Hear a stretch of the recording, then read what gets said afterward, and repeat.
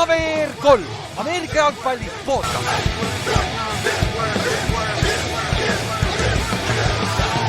Tere tulemast kuulama KVR 3 Ameerika jalgpalli podcasti. Minu nimi on Laar ja minuga siin täna Kallaste. Jõu.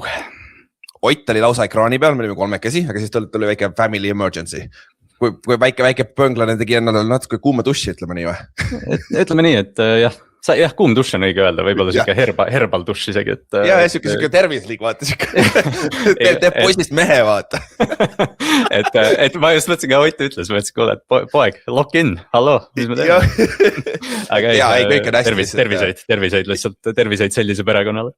Jab, et kõik on hästi, kui pole hullu midagi ikka juhtub. Et siis me teeme Kallastega kahekesi täna selle suure episoodi, sest meil on väga palju asju arutada täna, sest et ma ei tea, kui sa pole tähele pannud, siis NFL sai eelmine nädal läbi põhijooaeg. Ma arvan, et te panite, kui sa ei ole seda tähele pannud, sa kuuled meid, what the fuck you doing. Aga siuke see on. Siis seoses sellega, ennustusmängust me täna ei räägi, nope, sellest me räägime neljapäeval, siis meil on liiga palju asju teha. Et ennustusmängu tulemused on olemas, omajagu muutus, aga sellest räägime siis. Tulevad välja neljapäeva hommikul, ma avalikustan kodulehel ja sotsiaalmeedias ja siis reede hommikul me räägime siis, kuidas see kõik käis ja kuidas välja nägi, kõik need arvutused ja värgid. Aga seoses sellega, siis kui üks asi saab läbi, siis uus asi algab ja siis nüüd nädal aega on meil aega teha oma playoff bracketid ära, kuna nüüd me teame, mis meeskonnad mängivad kus ja siis sellel sama Run Your Pooli või Splash Sportsi platvormil saab teha ka siis playoff bracketi, mille lingi sa leiad meie kodulehelt ja ma olen selle igal pool ära jaganud ka sotsiaalmeedias ja värgid tegin ka postitused ära, et leiate üles selle lingi. Reeglid on ka seal kirjas, aga nüüd siis selles episoodis on vaja natuke täpsustada mõnda reeglit. Esiteks, sa pead täitma siis selle laupäeva õhtuks Eesti järgi 23.30, pead ära täitma siis täieliku playoff bracket ja seal hulgas ka pead ennustama Superbowli võidu skoori totali. Ehk siis see on siis üks tiebreakeritest, mis teoreetiliselt ju tegelikult, selle võib ka samaks panna, tegelikult võib ju. Sa mõtled samaks nagu... Nagu kaks inimest võivad sama skoori panna, vaata lõpuks. Totali tegelikult. Aga no siis me vaatame ilmselt... Siis on coin toss. Sest kui see juhtus on ebatõenäoline, aga see on tõenäoline, siis viimane tiebreaker on siis coin toss, lihtsalt viskame kulli ja kirja, vaatame, nagu NFL-is ikka tavaline, neil meeldib kulli ja kirja visata. Aga siis on ikkagi, süsteem on sama nagu igal aastal olnud, et kui keegi ennustab ideaalse bracketi, mis on 13 mängu pealt kõik õieti ennustama praegu, enne kui sa tead üldse, mis meeskonnad edasi lähevad, mis ei ole lihtne teha, aga see on parem kui March Madnessi kolledži kossus ennustada. Seal on 64 tiimi just. Ja, et me räägime ainult 14 tiimist praegu on ju. Siis kui seda ei juhtu, ütleme nii, alustame sellest, kui see juhtub, siis võitja saab 400 eurose kinkikaardi ja saab valida siis NFL-i ametlikust e-poest enda lemmikmeeskonna või enda lemmikmängija särgi, mille me ostame ka teile, ehk siis see on siis erinevus eelnevate aastatega, et see on siuke lahe pisikene minu meelest siuke ving asi, sest et kui palju teil endal on tegelikult oma lemmikmängija ametlikud särgid. Ja mõelge selle peale ka, et mis särgi te ostaksite, kui te saate nagu tasuta selle või autasuna, et sa ei pea tingimata ostma, ma võib-olla ei ostaks lihtsalt Lillat Lamar Jacksoni 8, ma ostaks mingi laheda särgi. Jah, aga limiit on ka see, et see 150 € on maksimum selles. Rahaline limiit on peal, aga lihtsalt et te saate... Aga sa saad selle kätte küll. Custom särgi selles mõttes. Ja, sa võid vabalt oma custom'i ka teha, jah. Või siis mingi siukse mängesärgi ka teha, kelle särki ei müüda seal, vaata, nagu Margus Hundi Koltsi särki sa ei saa osta sealt, aga sa saad kostumilt teha Hundi särgi, vaata. Ma hakkan mõtlema, kui ma käisin 2017 Wembley'l vaatamas Jimmy Smithi särgi vist, ma ostsin custom isegi, mul on see sahtlis või seal kapis olemas. Nagu näiteks ma tahaks saada Plaxico Burris ja Giantsi särki, näiteks. Ma arvan, et sa ei saa seda klassi, siis ma pigem võtan selle number 17 Plaxico Burris ja teen kostumilt. See on päris lahe. Aga see on siis peaauhind, aga kui ei ole kellelgi ideaalset playoff bracketit, siis teine lohutusauhind nii-öelda on siis punktiskoori põhjal, millest ma kohe räägin, aga siis selle auhind on 50 € kinkikaart ja samamoodi see särk. Ehk siis igal juhul keegi saab enda lemmik särgi ja kui see suur peaauhind ideaalse bracketi puhul, kui juhtub, et mitu inimest saab, siis me jagame lihtsalt seda summa ära ja siis me särgi osas me anname endale vaba voli otsustada, mis me täpselt teeme. Sest kui me mingi 5 tükki peame ostma neid, see on juba kuradi 7 sotti läheb. et seal on meil natuke mänguruumi, aga see loodetavasti ei juhtu. Siis, aga kui ideaalset bracketit ei tule, siis punktisüsteem on sama nagu eelnevatel aastatel, et igas raundis sa saad iga õige vastuse eest, sa saad teatud arv punkte, aga mida kaugemale sa lähed edasi wildcardist, divisional roundi, championship roundi või superbowlile, siis need korduvad või siis tegurid, mis eesti keeles on nagu multiplier'id on inglise keeles need. Ehk siis esimeses raundis iga õige vastuse eest sa saad, iga õige ennustuse eest sa saad 1 punkti, siis divisional roundis ehk siis teises raundis sa saad iga õige vastuse eest 3 punkti. Siis poolfinaalis conference championship roundis, siis sa saad iga õige vastuse eest 4 punkti ja siis kui sa võtad superbowli võitja ka pihta, siis selle eest sa saad veel 5 punkti. Ehk kõige lihtsam viis võita seda bracketit on, kui sa ennustad ära superbowli võitma meeskonna kõigepealt, sest et sellega sa saad kõige rohkem punkti, sa saad igas roundis selle punkti kätte vaata ja tihtipeale isegi kui sa saad poolfinaalis ennustada ära 3 meeskonda, kes jõuavad poolfinaali või 4, siis need tavaliselt võidavad. Noh, loogiline ka. No jah, see on, kui sa nagu kord on nii suur, vaata. Sest see bracketi teebki raskeks ju see, et sa võid ennustada 1 võitja õigesti, aga teise tiimi ja siis sulle bracket lõhki vaata, et sa pead nagu kõik mängud ideaalselt panema, et aga kui sa superbowli ennustad, superbowli võitja ennustad, kas üks aasta või kas oli eelmine või ülemine aasta, keegi ennustas ju superbowli nagu paari õigesti või? Ja, meil on küll ja siis oli, meil oli ja juhtus niimoodi, et võitja selgus niimoodi, et üks ennustas 1 võitjaks ja teine, vist eelmine aasta oli see? Oligi vist see, et et kellelgi oli vähem punkte, aga kui õige tiim võitis superbowli, minu arust oli eelmine aasta vist, jah? Jah, et iga aasta on niimoodi, et superbowli mäng ikkagi otsustas ära võitja, et ei olnud seda, et keegi oli juba võitnud superbowli ajaks, vaata, et see on alati vinge ja kõik see informatsioon on ka kirjas meie sotsiaalmeedia platvormid, Instagramis ja Facebookis ka leiate üles selle postituse, aga jah, punktisüsteem on siuke siis ja iga inimene võib osaleda ainult 1 korra, meil on õigus kontrollida, kas inimene on päriselt olemas, keegi ei hakka mingit botte tegema ega midagi, sest et see summa ei ole niikuinii nii suur, et seda oleks väärt, et lahedam on. Ja see on okei, kui sa lased oma naisel teha, ehk siis sa teed oma naise eest, ja see on okei, fine, seda ma tean, osad teevad, see on fine. Ja kui sa teed laste eest ka pole hullu, on ju. Aga lihtsalt ärge ära kuritarvetige ka seda, me teeme seda puhtalt selle jaoks, et teil ka lõbusam oleks play-off jälgida, on ju. Ja, see on vist saime kõik ka. Sest kõik asjad tuleb ära öelda, vaata siin disclaimerist, sest muidu hakatakse neid kuridima reegleid väänama ja pöörama. Ma jagasin sinna suurde Ameerika jalgpalli Facebooki gruppi ka selle lingi, et saad või cover3.ee seal kohe esimene nupp, mis ette tuleb, on õige koht. Jah, et teil on siis laupäeva õhtuni Eesti aja järgi võimalik need ära regada ja siis andke tuld, et ja kõik, kes eelmine aasta osalesid ka, ma saatsin teile e-mailid ka uuesti. Et sama lingi pealt saab edasi minna ka, kui on vaja. Aga siis ühe asjaga saame ühele poole, siis kiiresti ka Eestis on ju, Ameerika footis on mängida Tartus kontaktiga, flag'i saab mängida Tallinnas, naised ja mehed ja Haapsalus ka, võt, Kallas pane kirja. Lõpuks mul läks endal eelmine kord meelest ära peaaegu. Kui meil mõni kuule Haapsalust, esiteks Anne tead, et seda Haapsalust, ma ei tean, et meil keegi kuuleb seda, ma tean, et Saaremaalt on paar tüki, aga siis nagu müts maha teile ja ka samamoodi.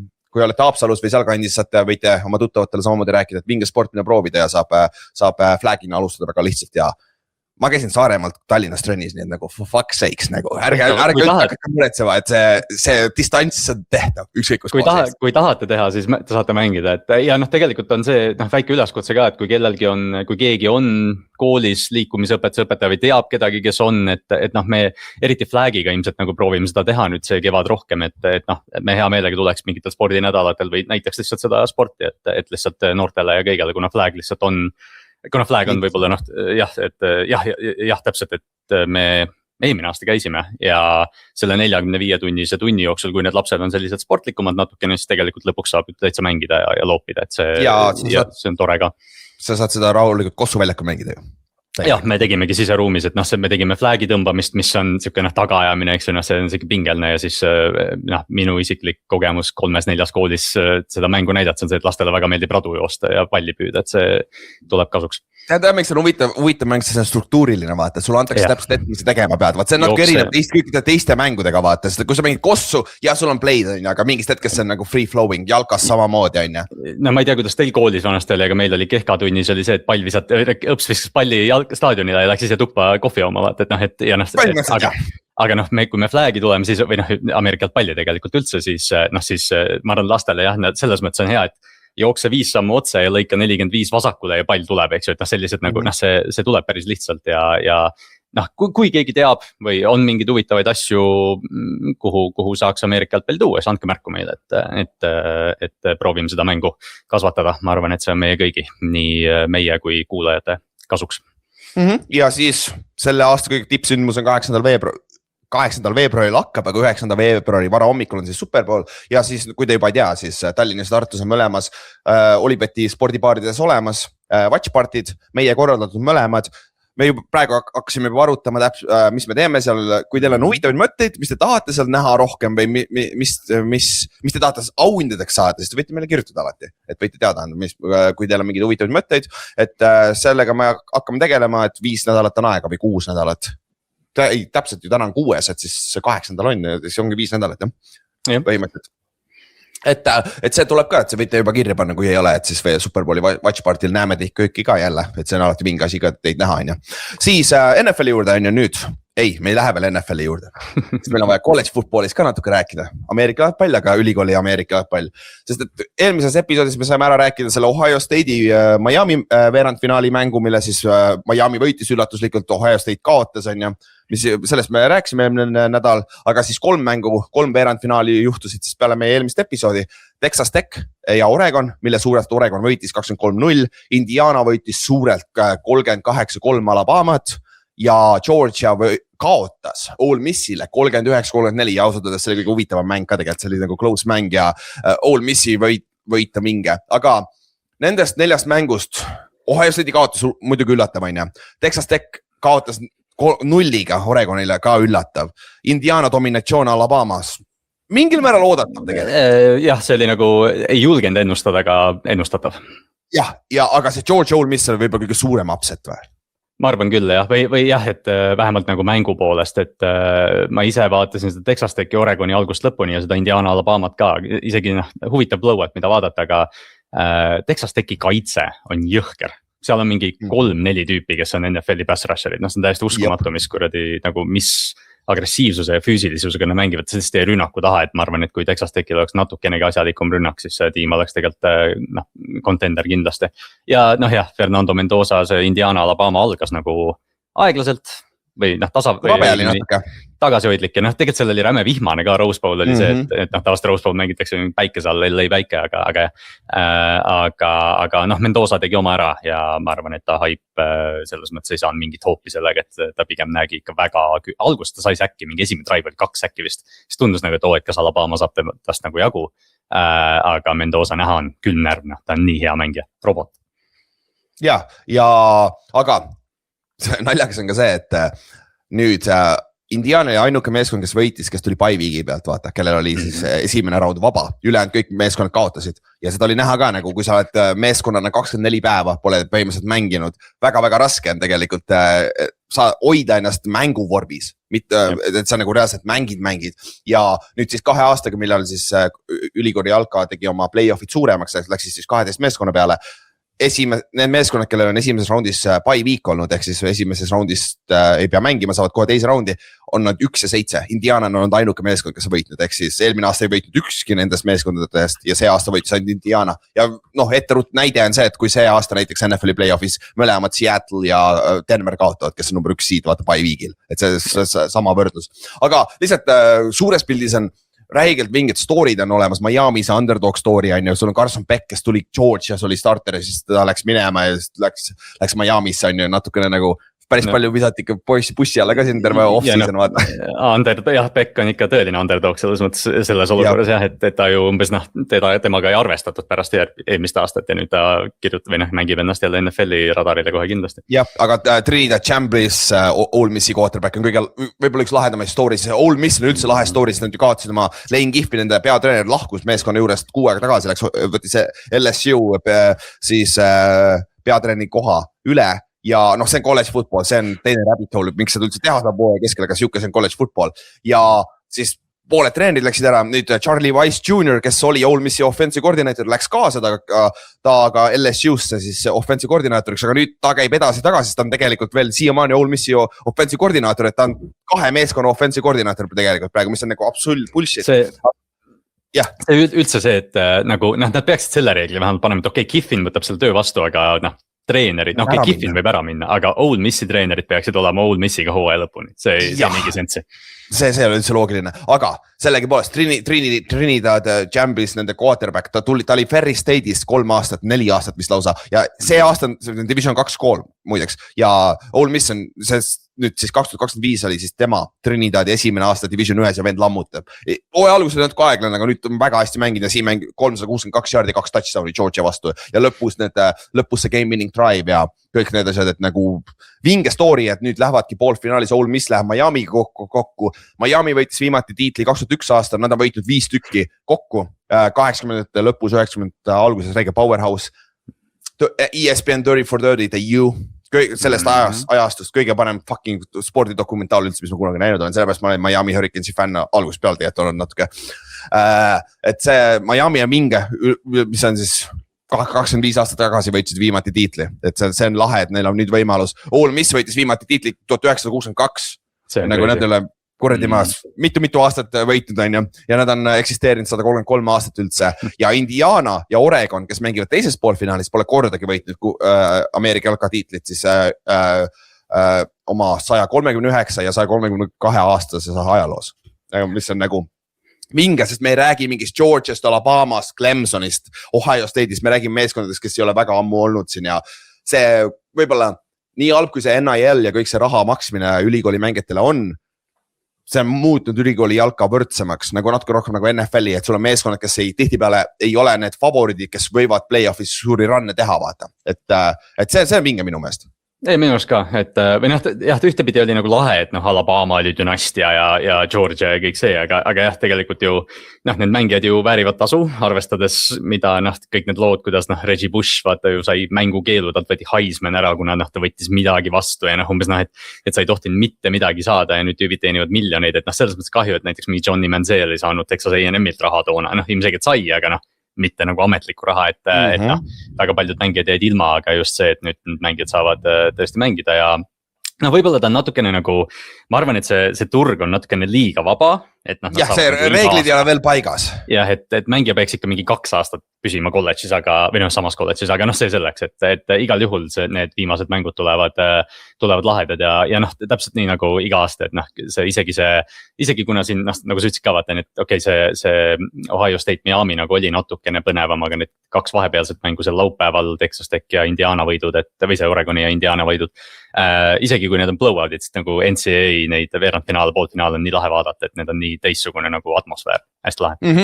Ja nüüd siis Eesti järgi reedel, vara hommikul kell 2.30 on siis Ole Missi Miami mäng ja siis laupäeva vara hommikul kell 2.30 on siis Indiana ja Oregoni mäng, et need on siis vahetult enne meie super, eks meil on reede vara hommikul, laupäeva vara hommikul, laupäeva õhtul ja pühapäeva õhtul on NFL ja kolledži football järjest, et 4 päeva järjest on väga-väga vingeid mänge. Või 5 päeva, Monday night ka ju. Monday night ka jah, just. Jah, wow. Et see on minge. Aga lähme siis NFL-i juurde nüüd. Ja enne kui me lähme selle viimase nädala juurde, me peame korra vaatama seda Black Monday'd, ehk siis seda musta esmaspäeva, mis NFL-is on kurikuulus, ütleme nii, kus siis peatreenerid, GM-id lastakse lahti, sest et nad ei olnud väga edukad. Ja see list oli tegelikult päris lühike peale, ausalt öeldes esmaspäeva hommikul Eesti järgi, ainult üks lahti, okei, väike, aga siis esmaspäeva õhtuks tuli neid päris palju ja ma käin seal listi korra läbi, aga kes neist ka lasti sinu arvast kõige nagu üllatuslikum oli, aga kes siis lahti lasti on ju? Brian Dable lasti lahti hooaja keskel Giantsi poolt juba, Brian Callahan lasti Titansi poolt hooaja keskel lahti, siis Falcons tegi esimesena oma lükke, kus ta lasid oma GM-i ja peatreeneri lahti, siis Browns lasi oma peatreeneri lahti, aga GM jäi, Pete Carroll lasti lahti siis Raidersi poolt, aga GM jäi, Jonathan Cannon lasti lahti siis Cardinalsi poolt, aga GM samamoodi jäi, ehk siis meil on kokku 1, 2, 3, 6 peatreenerit on lahti lastud selle hooaja jooksul või nüüd hooaja lõpus, mis on siis ju 25% NFL-ist ju. Jah, ja minu arust see keskmine vist ongi 8 üldjuhul iga aasta. jah, et aga sellest listist võib-olla, ma ei usu, et siit enam juurde tuleb. Või mis sa arvad? Võib-olla üks aga jah, tundub, et need olid võib-olla need, mis olid kõige ennustavad nagu selles mõttes, et siin otseselt üllatusi on, mõned võib-olla on, et mind võib-olla tabas kõige rohkem või tegelikult siin oli, ütleme hooajalisi ootusi arvestades oli Pete Carroll, sest me arvasime, et ta loob mingi võitva kultuuri ja tegelikult läks asi tagurpidi seal. Jonathan Gannon tegelikult nagu natuke üllatas mind, make sense, loogiline nüüd vaadates, aga ongi see, et see Arizonat hooaja jooksul lihtsalt ei jälgi nii palju ja arvestades neid tulemusi.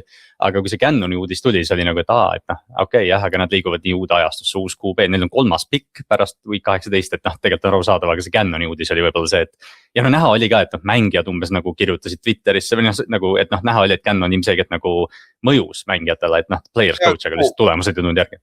Minu meelest hea üllatus oligi see, et nagu locker room'id ei kaotanud ära. See võib-olla kõige üllatuslikum üldse, et nagu kui Jonathan Gannon sai selle töö, ta tundus nagu suht nagu lamp hire ja vaata, ta oli nii hiline hire ka ju, sest ta juba oli Superbowlil sealt tol aastal Eaglesi kaitsekoordinaator, vaata. Aga meeskond tundus, et nagu see sõnum, see esimene pressikas oli ka tal naljakas, aga see sõnum jõudis nagu mängijateni tundus, et nagu mängisid spordilt. Ja ma ei tea, mulle eile jäi lihtsalt silma, kui ma siin õhtul neid uudistest üle stimuleeritud olin, aga kuskil oli, et Gannon sai selle uudise, ta tuli hommikul facility'sse, sai talle öeldi ja ta läks siis, mis see siis hooaja viimane meeting mängijatele põhimõtteliselt ja ta rääkis saali ees mängijatele, ütles ja siis ta oli öelnud mängijatele, et see on lihtsalt järjekordne adversity teie karjääris. Et ta nagu, sa näed, et see tüüp nagu mõtleb suures pildis, et mina, kui ma olen Ravens defensive coordinatoriks, ma võtaks ta vabalt. Jah, 100%, sest ta on hea kaitsekoordinaator nagu ja kuskile ta läheb, kui ta tahab, ta läheb kohe kaitsekoordinaatoriks, aga võib-olla ta ei taha, sest sul on raha garanteeritud, et võib-olla istu aasta sideline'is. See on see Vrabeli vaheaasta, et mine konsultandiks kuskile ja Saala ju käis Packersis ja vaat, et mine tee mingi väike ja nagu Kingsbury tõmbus kuskile Taimaale oma naisega minema. Tee väike vaheaasta. Näljakas, aga üks asi, mis mulle silma jäi, hästi palju, mitte hästi palju, 1, 2 3, 6, 5 GM jäi alles, peatreener lasti lahti. Ainuke GM, kes lasti lahti oli Falconsil, kellel oli juba 2 peatreenerit olnud, mis on loogiline, on ju, Terry Fontenot ja Miami Dolphins lasi oma GM-i lahti, kes oli pikalt, Greer oli, on ju, oli pikalt olnud Miamis. Aga klassikaline reegel on see olnud NFL-is, et 1 GM saab 2 peatreenerit. Et nagu, sest et meeskonna ümberehituseks on vaja rohkem aega, kui treenerina sa saad seda aega tavaliselt. Mis on nagu, ma ei tea, kas seal on mingid loogika tegelikult taga olemas, aga niimoodi NFL tundub klassikaliselt on töötanud. Aga minu meelest on ju see tekitab naljaka olukorra, et nagu Raheem Morris vaata. Et kui sa peatreenerina tahad sisse tulla, kus on GM juba paigas ja kes on juba natukene õhuks seal jääl, siis sina kui uus peatreener ei pruugigi saada rohkem 2 aastat nagu Raheem Morris sai vaata. Sest et tegelikult minu meelest Raheem Morris oleks võinud alles jätta Falconsisse, sest ta oli tegelikult 500 rekordi, ta oli vist 15-16 2 aastaga või midagi sellist. Ja minu arust on ka alati nagu see natukene veider on kuidagi, et nagu GM saab rohkem aega seda programmi ehitada, aga ma just ütleksin, et see coach'i kultuur on ju olulisem, jällegi Raheem Morris samamoodi, mina ei kuulnud, et või me ei tea, aga ma ei usu, et mängijad Raheem Morrise vastu olid. Ma arvan ju Fonteno pani väga ütleme Fonteno valikud, otsused, treidida Ramsey'le pass rusheri vastu, kes on hea, aga sul oleks hädasti QB-d vaja, sa draftisid Michael Penixi ja maksid Kirk Cousinsile jõhkralt raha. Et see oli ju Fonteno süü, mitte Raheem Morrise. Tulemused väljakul võib-olla ei olnud ka nii head kui vaja, aga mina just pigem annaks coach'ile rohkem aega, kui sa arvad, et sa leidsid õige tüübi. Ja minu meelest samas ma saan aru, miks nagu GM-il võib-olla vaata, kui sul on siit salary cap'i situatsioon, vaata, sa pead talle andma rohkem aega, et see salary cap ära puhastada, et tuua talenti sisse ja kui omanik, nagu Chance'i case on hea vaata näide, et nagu omanik on John Mara ja nad arvavad, et Joe Shane on piisavalt uut talenti sisse toonud, vaata. Et sellepärast ta saab nagu võimaluse, aga lihtsalt uue peatreeneri tulles nagu ma pigem läheks kohta, kus sa saad ka uue GM-iga koos sisse tulla, kui see, et kui sul on GM ees, sest et nagu juhtubki see nagu Raheem Morrisega, nagu sa tegid nagu head tööd, et sind hoiaks veel 2 aastat, aga omanikul on kopp nii ees sellest GM-ist ja situatsioonist, ta tahab nagu clean slate, ta tahab kõik lahti lasta, vaata. Aga mis sul endal selle Giantsi olukorraga nagu on, et Shane jääb alles, me oleme seda nagu rääkinud, aga kas või mitte Giantsi fännina või jälgijana niimoodi nagu, see on ju see, et Brian Dable tahtis starti tegelikult ja ma just tunnen. Me ei tea ju tegelikult, no jah. Ta tahtis ka Jaden Danielsit, aga ta ei saanud. No ja seda ka, ma tean jah, see on see narratiiv, et nagu 100% Joe Shane oli ka nõus selle pikiga, vaata. Aga lihtsalt Shane'iga mul on nagu see ka, et sorry, et nagu kui sul on iga aastast aastasse top 10 valikuid. Ma tunnen, et kui sa paned meid 2 GM-iks, me peame ka top 10-st pihta mõne, vaata. Et kuidagi, et ma ei kiidaks nagu GM-e selle eest, et nad top 10-st pihta panevad ja tiim on ikka halb. Täpselt, aga samamoodi me peaks top 10 mööda Keiman Tibito ja Evan Nealiga, vaata. Kindlad laksud. Kindlad laksud pidid olema, aga ei olnud, vaata, aga tegelikult ta on päris head tööd teinud. Ta sai esimene aasta Micah McFadden'i 5. roundis, nagu starting linebacker meile, kes sai hooaja alguses viga ja päris suur auk oli nagu kohe. Ja One Dale'id ja Scatterbuud. Ja nagu sul on Tyler Newbinid on ja siuksed mängid on ka nagu 2., 3., 4., 5. roundis me oleme leidnud küll neid talente, et nagu tegelikult on ja ta tegi Brian Burnsi treidi ka tegelikult ju. Brian Burns on defensive player of the year'i finalist, vaata. Et aga jällegi Evan Neal ja Keiman Tibito on päris suured asjad, vaata, aga mul on see, et nagu keegi ei ole ideaalne, üldjuhul ta hit rate on päris okei ja mulle endale lihtsalt meeldib, kuidas ta meeskonda ehitab tegelikult. Et nagu ma saan aru ta mõttekäigus, ma saan aru, et ta on tegelikult väga palju ressurssi, ta on suutnud ründeliini ümber teha. Meil ei olnud hea ründeliin või meil oli hea ründeliin, mis on upgrade absoluutsest sitast, nagu hot garbage'ist, vaata. Et nagu, et see on nagu okei minu meelest, aga jällegi mul on lihtsalt see kartus, et 2 aasta pärast me saame GM-i lahti, siis me jälle raiskame ühe peatreeni ka potentsiaalselt ära, sest väga raske on ju alles hoida peatreenit ja ainult GM-i vahetust. Mike McDaniel on ainuke erand see aasta tundub olevat, vaata Miamist. Ja see oli ju idee oligi, kui nad Dayboliga koos tulid Shane'iga ju, et nad tulevadki koos satsina, et kuskilt ma jälle lugesin, et see Giantsi amet on praegu nagu kõige ihaldatum lihtsalt ilmselt sellepärast, et sul on Tart nagu justkui olemas. Eriti nüüd, kui nad piki ka kaotasid, vaata oleks esimene pikk, see oleks võib-olla suurem küsimus. Aga et Shane ilmselgelt on nagu austatud inimene, vaata Pilsi süsteemist tuli, et selles mõttes teda, et ma ei ole nagu otsest vastu ka tegelikult, et tegelikult ju on hästi ehitatud, lihtsalt see ongi see, et mitu coach'i sa saad, mitu QB'd sa saad, kui sa vaatad, mis olukord näiteks Coltsis on, siis need treenerid saavad seal mitu QB'd, et see ongi olukord, aga üks asi veel või sorry, kui tahad lisada ka Brownsi olukord ka. Ja ma tahtsin ka öelda, et nagu Shoshane'i tagumik alus läks natuke paremaks, sest et nagu Andrew Berry on veel hullemas situatsioonis minu meelest Brownsis, nagu kuidas tema sinna alles jäi. Sest ta, tegelikult kas ta ei ole lausa, ta tuli ka Stefanskiga koos ikkagi minu meelest tuli. Stefanski on väga kaua olnud juba seal ka. Ja kas nad asendasid seda Sashi Browni olukorda või? Oli tema? Vist küll jah, sest et aga nad lasid ka lahti selle pesapallikuti, vaata Moneyballi-kuti lasid ka lahti. Jah, Moneyballi venda. Ja, et aga see, et nagu Andrew Berry jäi, ehk siis põhimõtteliselt nad lükkasid selle Deshaun Watsoni situatsiooni põhimõtteliselt Kevin Stefanski kaela, et see on sinu viga, kuigi tegelikult see oli vist omaniku viga tundus rohkem. Tundub, et omanik surus nii Watsoni kui ka Shaduri otsus oli omanikult. Nemad, ma ei tea, vaata seal oligi hästi palju nagu hägusust ka, et tundus, et Stefan, vaata nad võtsid Dillon Gabrieli, sest neil oli QB-d vaja ja siis Shadur libises, et mulle tundub, et Andrew Berry ja Kevin Stefanski, ma ei tea kumba poolt oli, aga ma arvan, nemad 2 võtsid Dilloni, et omanikul öelda, et me võtsime QB, Shadur libises, omanik ütles, kuulge võtke Shadur. Stefan, nagu ma ei tea, kas kellelgi viimase mingi 10 aasta jooksul on keerulisem olukord olnud kui Kevin Stefanskil reaalselt. Ja ta on 2 korda võitnud coach of the year'iga ja ma ei imestaks, kui ta on üks esimesi peatreenereid, kes saab kohe töö praegu. Jah, ma arvan ka, ta võib saada sellest tsüklist, kuigi ta võiks ka teha ühe vaheaastaga, kui ta tahab. Ja Giants on väidetavad väga hai temast ja värgist ja ma saan aru ka miks, ma saan täiesti aru nagu Titans samamoodi, sul on vaja venda, kellel on kogemust, ideaalne näide, ta on arvatavasti, kui meil lähekski nüüd selle juurde, et number 1 kandidaat või? Ma arvan küll ja Titansiga ma ei ühendanud teda, aga see on hea plaan. Et ta Titans küsis juba, ma nägin reporti, Titans küsis, et ta tahavad intervjueerida, aga minu meelest ja Kevin Stefanskil on võidud olemas, tal on kogemus olemas, ta on ründe suunatusega ka vaat, see peab muretsema selle offensive koordinaatori situatsiooni pärast, mis on minu meelest, see ei ole nii oluline, sest kui sa saad lõpuks korraliku peatreenid, see on olulisem kui see, et kas ta on ründe poolega või mitte vaata. Aga kui peale Stefanski, kes sul veel nimed, kes ilma jäävad siin? Ma mainin lihtsalt selle Ravensi olukorra ka ära, et me ei tea, mis Ravens otsustab, tiimid tavaliselt. Aga seda ei ole midagi öelnud või? Ei ole ja see oligi veider, et me lindistame seda nüüd, mis päev täna? Teisipäev. Jumal. Ma terve esmaspäeva jälgisin, kuna Ravensil oli see et locker room clean out ja tavaliselt on pressikonverents, aga pressikonverents ei toimunud. Harbaud ei olnud. et noh, ja siis sealt tulevad mingid sõnumid välja, et umbes, et noh, koordinaatori tasemel tehakse vahetusi ja noh, Ravensi fännid kardavad, et Harbaugh jääb, lihtsalt talle antakse käsk, et vaheta koordinaatorid välja, kuigi Todd Monken ei ole üldse halb koordinaator tegelikult. Aga minu nagu võib-olla on optimistlik unelm, aga ma loodan, et nad äkki shopivad Harbaugh'd. Äkki keegi annab draft pick'i, äkki Tennessee või Giants isegi annab draft pick'i vaata ja siis saad lahti temast, et noh, Ravens lihtsalt on nii nagu ta on. Aga kuna Ravensi fännina ma nagu potentsiaalselt tahaks uut treenerit, siis ma lihtsalt selle pilguga nagu ütlen, et mina olen väga sisse võetud Brian Floresist ja Robert Salast, lihtsalt kultuuri ehitajatena ja noh, kuna see Ravensi kaitse on nii auklik ja chokerid, et siis ma arvan Sale ja Florese kultuur nagu võiks seda aidata ja kui sul on Lamar, siis sul on Lamar olemas.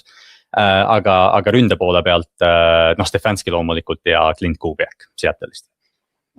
Ja kusjuures huvitav connection oli see Kingsbury ka vaata, potentsiaalselt lastakse lahti Washingtonist, isegi kui ta ei saa peatreeneri kohta.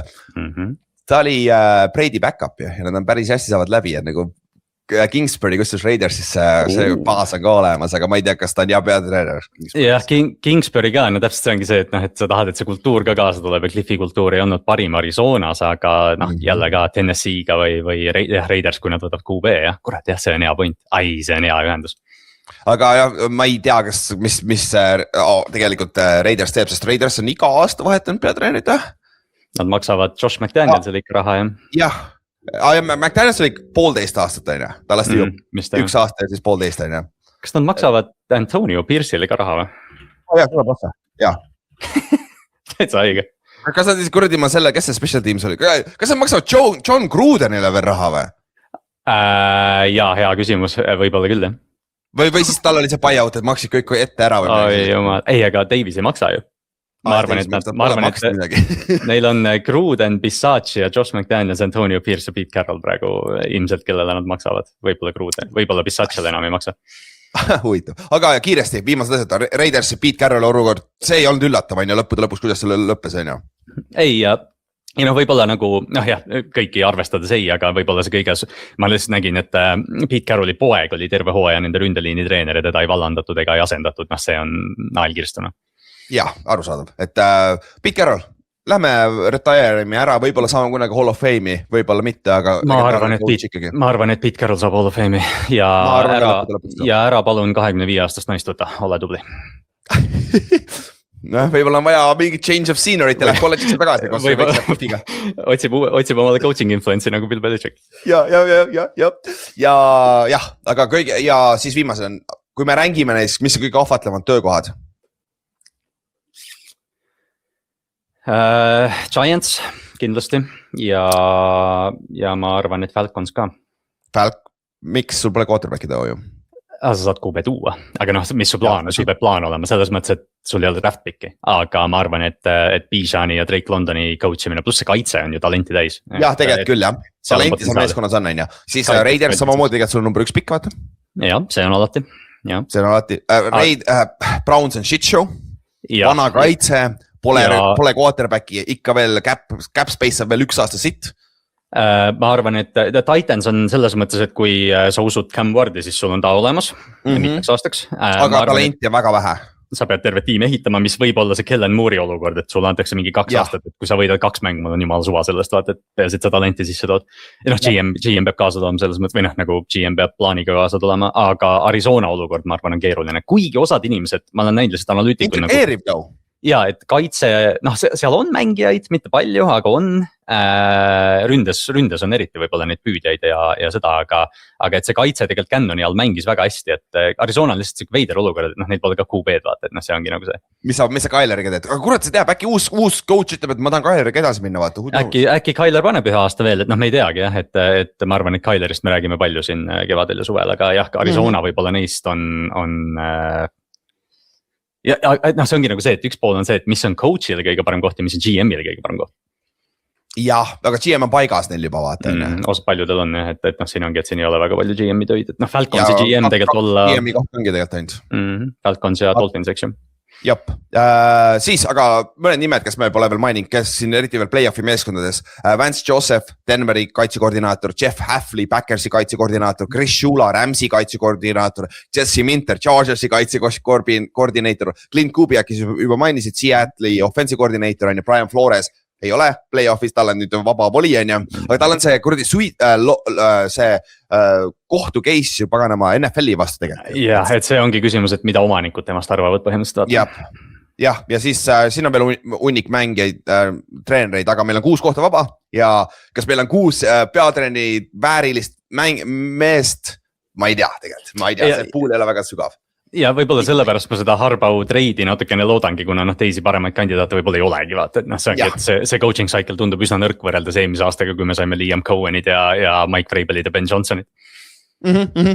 Aga siis sellega saime ühele poole, meil on 6 nime, loodetavasti ei tule siia juurde, Kallaste loodab, et 1 tuleb juurde, eks me näe, et nagu kuidas tavaliselt on läinud, siis niipea kui me paneme end recording, tuleb see viimane uudis ka ära. Ma ainult sellepärast lindistangi. Aga viidame siis natuke aega, sest meil on veel paar asja vaja teha, et käime siis eelmise nädala viimased mängud ka üle, põhijooaja viimased mängud ja siis peale seda vaatame üle meie mid-season awardid. Sest et põhjooaega läbi ja nüüd on vaja MVP-d ja asjad ära jagada ka, on ju. Siis eelmine nädal, alustame sellest kõige esimesest mängust, mis juhtus, mille Tampa Bay Buccaneers võitis 16-14 Panthersi vastu. Kole mäng, ausalt öeldes ma vaatasin poole ära, rohkem ma väga ei viitsinud süveneda sinna, see nägi välja kohati nagu pre-seasoni mäng, on ju, ja sul on vihma sadas ka, see tegi kasja koledaks, aga Buccaneers kontrollis alguses peale ja said siis sõita lõpuks võiduni välja, aga kuna Atlanta oli siin viimased 4 mängu järjest võitnud, siis Atlanta mäng alles pühapäeval otsustas ära, kumb nendest meeskondadest saab play-off'i ja divisioni võitjaks ja kuna Atlanta võitis 19-17 New Orleans Saintsi, siis vaatamata sellele, et Tampa Bay Buccaneers võitis Panthersit, saab Panthers lõpuks ikkagi play-off'i 8-9 rekordiga, mis on siis 5. korda NFL ajaloos, kui losing rekordiga meeskond saab play-off'i. Eks siis kõik võid sellest Kallast. Mul oli sama nagu see, et ma hakkasin seda mängu vaatama ja see oligi, et Tampa nagu kontrollis. Läksin poole magama põhimõtteliselt, hommikul ärkasin vaatasin, et nagu mäng oli close isegi lõpus, aga jah, see kuidagi see oli see, et keegi pidi NFC South'i võitma. Ja see mäng ka ju tegelikult, Tampa ju võitis, aga kaotas lõpuks. Ja varasemalt siis 2010 Seattle Seahawks võitis divisioni 7-9 rekordiga ka, 2014 Carolina Panthers võitis 7-8-1 rekordiga oma divisioni, Washington football team siis 2020 see COVID aasta võitis 7-9 NFC Easti ja Tampa Bay Buccaneers võitis siis 8-9 Brady viimane aasta ja võitsid oma selle divisioni ja see on siis 5 korda losing rekordiga võidetud division ja 3 korda nendest on NFC South by the way. Ja ma just mõtlesin, et see enamus neist on NFC South, aga samas Saints ju tõmbas kunagi, oli Saints negatiivse rekordiga, kui nad Seattle'is võitsid.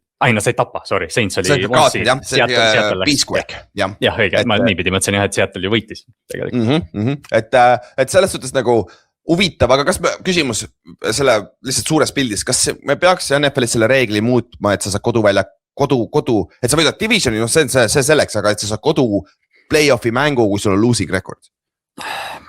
Minul ei ole selle vastu midagi, division on division, aga lihtsalt jah, see NFC South on nagu see häbiplekk, et mulle meeldib ideena see, et kui sa kõige lihtsam 5 play-off'i saada on division võita ja kui sa võidad divisioni, saad koduväljaku eelise. Mulle nagu idee poolest meeldib, ma saan aru, et võib-olla tasuks teha see, et divisioni võitjad saavad play-off'i koha ja seeding annab koduväljaku eelise, ma selle andestaks. Ma võib-olla paneks lihtsalt erandi sinna, kui sul on losing record, siis sa ei saa koduväljaku eelise. Et siis saab 5th seed saab koduväljaku eelise. Jah, siis saab, ma teeks, ma oleks sellega rahul, aga samas, kuna samas 5 korda on juhtunud 15 aasta jooksul, see on ju 33%, et päris tihti ikkagi on juhtunud siin, olgem ausad. Ma isiklikult ei muudaks, aga ma selle reegliga ma oleks rahul.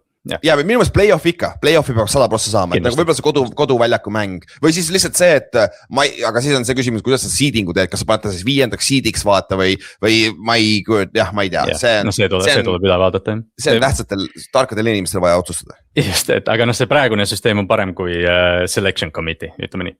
ja teeme BCS-i või, 2 meeskonda saab ainult Superbowlile valime aina suvaliselt. Aga jah, Falcons võitis on ju, koledalt tuli, Saints tegi ise vigu, sest et nad lasid enda panti blokkida, neil oli interception, neil oli fumble seal sees, et palli kaotasid, et selles suhtes see Saintsil lõpus oli see onside võimalus, aga sinna see jäi ka, aga suures pildis Saintsi hooaeg nagu Tyler Shook, tundub, et on päris hea rookie hooaja pani kokku ja pärast näeme, kuhu me paneme, kas me, kui kõrgele me paneme ta Rookie of the Year'i ennustuses enda peale, on ju. Et siit mängust midagi veel? Eriti mitte jah, Atlanta, jälle, Bijan on geniaalne jooksja, lihtsalt ma ei oska nagu vaata, me oleme Atlantast rääkinud 5 aastat sama juttu, et ma ei saa aru, kuidas nad ei suuda nagu stabiilsemalt mängida, aga nii on. Aga ma enne mainisin ka seda, et Terry Fonteno sai kinga põhimõtteliselt sellepärast, et ta treidis selle esimese raundi piki Ramsile, James Pierce 10 säkki see aasta ja tegelikult Rookie of the Year'i esikandidaat võib-olla või üks neist, et tema on hea aasta ja Xavier Watts, kelle nad said 3. raundi safety'na, tegi ka suurepärase aasta. Ja, aga kui me mõtleme nüüd Atlantale 13 pikk, kui me eksi või? 13 või 14. Ehk siis mõtleme nüüd selle peale, selles olukorras quarterbacki on väga raske niikuinii saada, sest et sul on ees hunnik meeskondi, kellel on ka quarterbacki vaja, et nagu ja siin aastas ei ole piisavalt quarterbacki. Siis, kas sa saaksid James Pierce'i see aasta selle pikiga, ma ei tea, ma arvan, see päris võrdväärne, ma arvan, nad on päris rahul tegelikult selle treidiga. Ma ka, ma saan aru, miks inimesed on kriitilised, kuna ma ei tea, first round pickid on nii palju väärt, aga see first round pick võib mis iganes olla, ta võib James Pierce olla, et kui äkki õnnestub teises roundis, ma ei tea, Garrett Nussmeier või kes iganes, vaata, et sa saad mingi nagu Drew Elleri või kelle iganes, et Kate Klubnik, kes iganes välja tuleb. Võtad ühe swingi, viskad Penixi ja Cousinsiga ta ühte ruumi ja vaatad, mis juhtub. Pole halb. Ja ei, ma olen nagu kokkuvõttes tundus, et see trade toimis, sest James Pierce on näidanud, et ta on üks parimaid noori pass rusherid selle aasta draftist. Ma annaks kõik, et Ravensis oleks siuke vend, et Mike Green oleks niimoodi mänginud, et Falcons sai 57 säkki see aasta, arvestades, et me rääkisime sellest tiimist 10 aastat, et nad pole pass rushi kunagi olnud. Väga hea. Kuskil keegi pani vaata enne hooaega üks suuremaid nõrkusi Atlanta Falconsi meeskonnas oli pass rush, on ju, säkid, need olid ju ajalooliselt vaiksed ja mingid NFL-i GM ütles, et see on muidugi anonymous vaata, on ju, me ei tea täpselt kes, aga keegi ütles, et nagu ma ei ole enne näinud meeskonda, kellel on üks kindel suur auk ja nad parandasid selle ühe hooaega, aga sellel ei ole mitte mingit tulemust rekordile. Jah, aus. Nagu jaburi tegelikult, sest rekord meeskonnal võidud on sama palju vist, kui ma eksi või üks rohkem lõpuks oli või mis eelmine aasta oli, vaata. Jah, just. Et nagu see on, nagu see efekt on väga väike, kui see quarterbacki pole, on ikka jama, on ju. Aga 2 meeskonda, kellel on quarterbackid, on Seattle Seahawks ja San Francisco 49ers ja mängisid siis number 1 seedi peale laupäeva öösel Eesti aja või siis pühapäeva vara hommikul Eesti aja järgi ja Seattle võttis 13-3. Minu meelest see skoor on nagu täiesti vale. Seattle domineeris seda mängu algusest peale ja ausatades San Francisco üldse võimalus oli 3. veerandajal, see oli üllatav, aga nad ei suutnud ikka seda ära kasutada, et kui sa võrdled lihtsalt selles first down'i, Seattle'il oli 23, 49ers oli 9, Seattle'il oli kokku 361 total yardi ründes, San Francisco oli 173, rushing yardi 180 ja San Francisco oli 53 rushing yardi ja esimest korda San Francisco sai Seattle'i 30 yardi sisse, ehk siis nende väljaku poole peale 30 yardi või vähem, on ju, selle alles 4. veerandajal. Ja siis ta viskas interception'i seal lõpus veits, unlucky natuke selja taha ja CMC kätes põrkas üles. Et minu meelest õige meeskond võitis, Seattle on parem meeskond kokkuvõttes ja nad väärivad number 1 seed NFC-s ju. Ja ei kahtlemata, et mingi muu variant oleks vale olnud, et see Seattle on, see kaitse on, see on porno, kuidas sa vaatad seda, et see on täiesti nagu uskumatu kui agressiivne ja San Francisco samamoodi jällegi, et mida Kyle Shanahan ja Robert Saleh on teinud vigastustega, aga siin mängus jah, ei olnud küsimustki, Seattle on parem tiim ja power ranking udest räägime, aga ega Seattle ongi vist parim tiim minu arust. Ja Kyle Shanahani ajalugu on ka väga-väga halb Mike McDonaldi vastu by the way, see on üks asi, millest ma pole ise tähele pannud, aga lihtsalt DVOA järgi on kord nagu väga-väga palju halvem San Francisco rünne just Seattle'i või siis isegi 2023 Ravensi kaitse vastu olid, et Shanahanil on natukene mõtlemist vaja teha, et seal divisionis nad näevad teineteist iga aasta või 2 korda. Ja see ju oligi vaata, kuidas McDonald läks Seattle'isse, siis temast räägitigi kui McVay ja Shanahani stopperist, okei, McVay on rohkem teinud, aga Shanahanid on täiesti kinni saanud. Ja San Francisco poolt kaitsemängis tegelikult üllatavalt hästi, isegi sellele, et neil oli 1 mängija oli 4 miss tackle'it ja 3 mängil oli igal ühel 3 miss tackle'it, sul oli kokku siis 9 pluss 13 miss tackle'it 4 mängi pool, mis on väga-väga palju ühes mängus, aga vaatamata sellele Seattle skooris ainult 13 punni, on ju. Et kaitse poole pealt ja ründes CMs, kui sa võtad Christian McCaffrey kinni, jooksumängu pole Kyle Shannonil, siis on väga-väga raske, eriti nende receiving core'iga. Sest et Bershall oli ka väljas siin mängus, vaata nende number 1 receiver, et Kittle oli küll tagasi, aga polnud terve. Et see on raske ikka palli liigutada ja tegelikult San Francisco ei ole meeskond, kes väärib seda number 1 seed, see ei ole nagu eliitmeeskond tegelikult. Ja, et nad on väga hästi toime tulnud, aga schedule natuke aitas neid, aga jah, selles mõttes jah. Ma ei välista, et nad võivad run'i teha, aga jah, nad ei ole number 1 seed.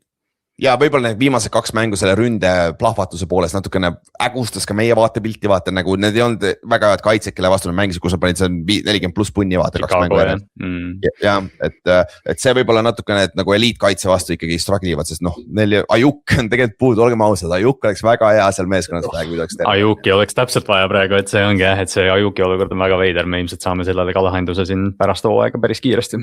Ja NFC playoff'id siis lähevad läbi Seattle ja siis Seattle saab esimese playoff'i kodumängu aastast 2017. Minge, olge vastu.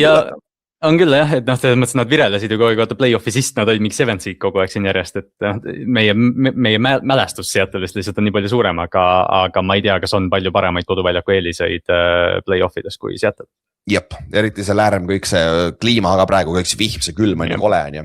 Siis aga San Francisco ei kukkunud 5. seediks, vaid lausa 6. seediks, sest Los Angeles Rams siis pühapäeval võitis suurelt Arizona Cardinalsi 37-20 ja Stafford viskas 4 touchdowni, Puka-Nakual mängis hästi ja siis tänu sellele Rams mängis kõik starterid by the way ja nad said siis number 5 seedi, mis tähendab, esimeses raundis läheb nüüd Carolina vastu on ja kelle losing record Carolinas ja siis suure tõenäosusega, kui mingid upset ei juhtu, siis läheb pool division roundis Seattle'i vastu mängima jälle, kus nad kaotsivad lisaajal just, et Seattle'i koha pealt teed vaadata, see ei ole kõige parem situatsioon, sa pigem loodad San Francisco või Green Bay suudavad upsetida vaata.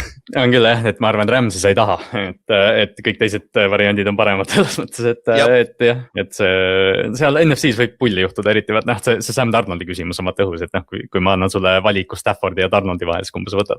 Jah, aga sellest me räägime natuke episoodi lõpus ka, et vaatame üle uuesti need playoff seedingud ja match-up'id, aga siis NFL-i 2025 põhijooja viimane mäng ja me natuke naerisime selle üle, et miks nad ei pannud seda Seattle'i San Francisco mängu, vaid panid hoopis Pittsburgh Steelers ja Baltimore Ravensi mängu sinna viimaseks mänguks.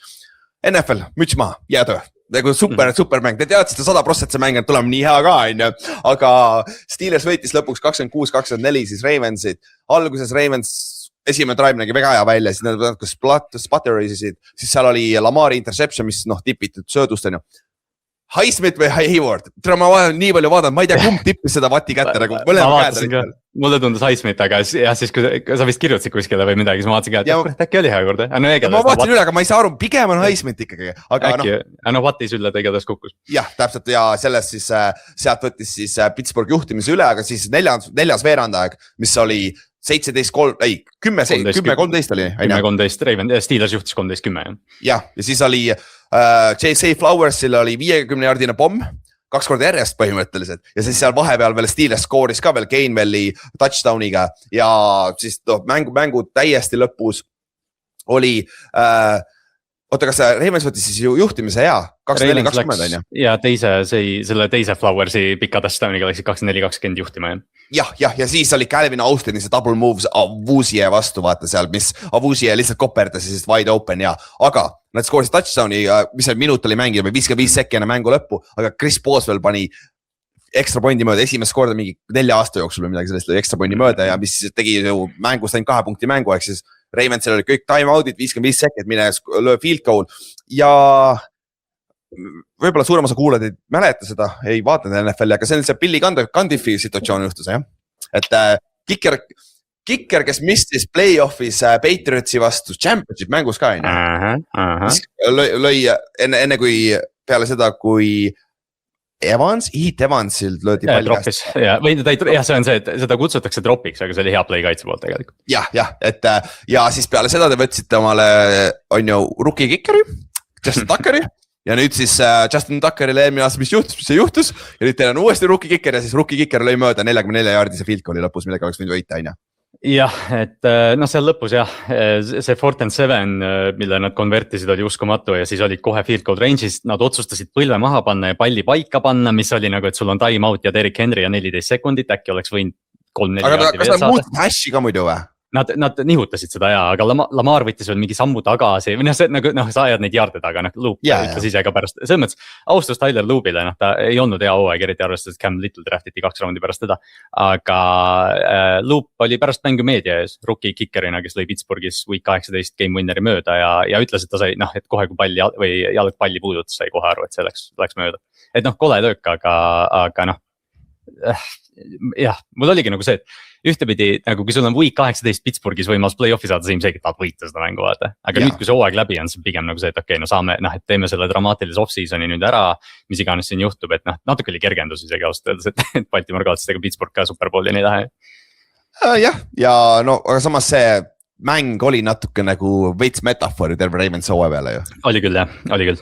Nagu ideaalne metafoor selles mõttes, et see hooaeg algas, week 1 algas koleda kollapsiga Buffalos ja lõppes koleda kollapsiga Pittsburghis, kus jällegi rünnak ja ma tean, et Lamar Jacksonist mina ja kõik Ravensi fännid räägivad nii palju, aga Lamar andis võimalusi kaitsele 2 tükki pikkade touchdownidega, et ja see ongi see, et ma saan aru, miks inimestele võib-olla nagu see Lamari kajastus nagu käib pinda võib-olla või seda on palju, aga vaadake ta statse, vaadake, mis vend on ja see ongi see, et kui Ravens tahab edukas olla, siis Lamar peab täiuslik olema, see ei ole kunagi, et mingi Mark Andrews teeb karjäärimängu või midagi sellist, see tuleb alati Lamari käest ja tema andis selle võimaluse, et valus, aga jällegi Derrick Henry jooksis esimene poolek 112 jardi, teine poolek 14, et ja seal oli teisel poolel oli see mingi 3rd and 3, kus see Ali oli sees. Rasheen Ali jah, et jällegi, et ma ei tea, kas see on Todd Monkeni süü või John Harbaugh süü või Zach Corri süü, aga mina ausalt öeldes Monken, okei, aga ma ausalt öeldes vahetaks kõik 3 välja selle peale. Ja mis see stat oli, et nagu Aaron Rodgersil oli see aasta rohkem explosive run'e kui Lamar Jacksonil või? Jah, et jällegi tasub meeles pidada, et Lamar oli terve hooaja lõhki. Terve hooaeg. Mis iganes põhjusel ja võib-olla on seal tõsi, et ta võib-olla tõesti ei tee Tom Brady't, et oma tervist nagu, et ta ei söö pöieti, et oleks võimalikult optimeeritud kõik seda tervisevärgid, võib-olla tõesti, aga see ei tähenda seda, et minu meelest, et ta peaks bussi alla viskama ka nõnda vaata, et nagu. See oli päris rõve, kuidas seal läks, et üks väga spetsiifiline reporter Baltimooris pani hitpiece'i välja, et Lamar ja või üldse terve tiim tuli nagu siin, Baltimoori kõike seda arvestades nagu hooaeg lõppes ikkagi hea vibe'iga, et nüüd on jah küsimus, et Lamar on vaja extendida. Või see leping korda teha, ta on mingi 70 milkut capiti praegu. Aga jah, et Lamari competitivenessis ja leadership'is kahelda on natuke rumal ja näitab, et ei jälgi Baltimoori lihtsalt, see on nagu Lamar. Ta ei ole traditsiooniline quarterback, vaata sellesse pole, nagu just leadership'i koha pealt, ma ei räägi mängustiilist, ma räägin just leadership, ta on teistsugune natuke, aga see ei tähenda, et ta on vale vaata või halb vaata. Kui locker room toimib, mis vahet seal on? Just täpselt, et kui sa tead, et su QB got your back, siis ta ei peagi olema siuke vend, aga Lamaril on teistsugune stiil, aga teiselt poolt Pittsburghil austust, selles mõttes, et Tomlin, Rodgers, need vanameistrid tegid ikkagi ära, et ja see on täpselt see mäng, mis Pittsburgh võidab, siin ei olnud mingit kahtlust, et kohe kui Ravens sai selle teise Zay Flowersi play, siis aeg oli piisavalt, et ma ütlesin kohe, et see kaitse ei hoia ja Pittsburgh leiab viisi, et ja nüüd nad saavad play-off'i esimeses ringis, saavad DK tagasi, see Gainwelli ja Warreni kombo toimib, kaitses on veteranid, et me oleme rääkinud, et see kaitse ei ole tugev.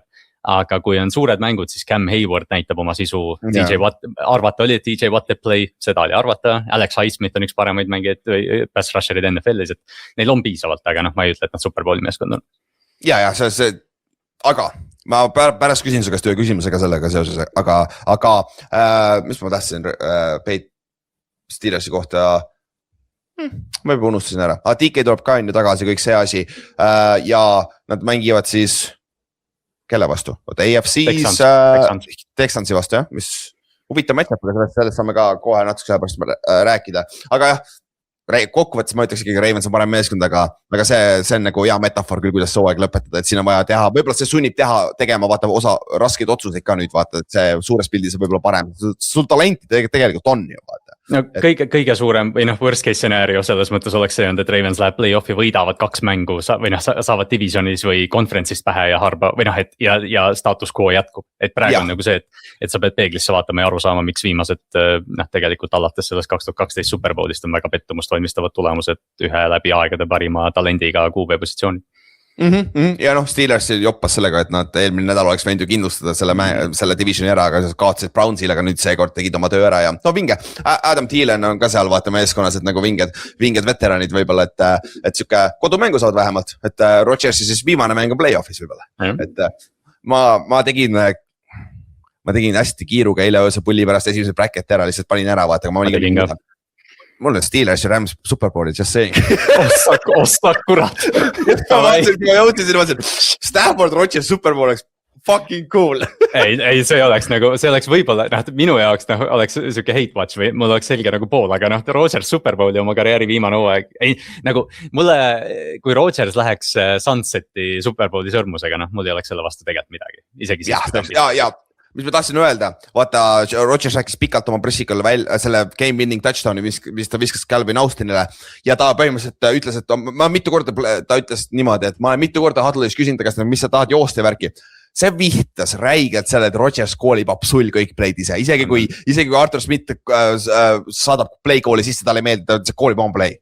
Ja, et see on Aaron Rodgersi rünnak, nagu ikka, nagu tema ka alati. Nagu ikka, see on see probleem, see on see, millega sa pead elama, et kui see toimib, see on hästi, aga kui see ei toimi, see on kordi kole mõnikord. Ja sama asi, mis me arvan ennustasime hooaja alguses isegi suvel, et Pittsburgh on ainuke koht, kus Aaron Rodgers toimiks praegu. Jah, sest et Tomlin usaldab ja ma arvan, Arthur Smith tegelikult usaldab ka teda, ma arvan, et see relationship on okei nagu. Ei, seal oli ju mingi Mike Tapp pärast mängus, kus Rodgers ja Tomlin kallistavad ja Aaron Rodgers ütleb talle thank you.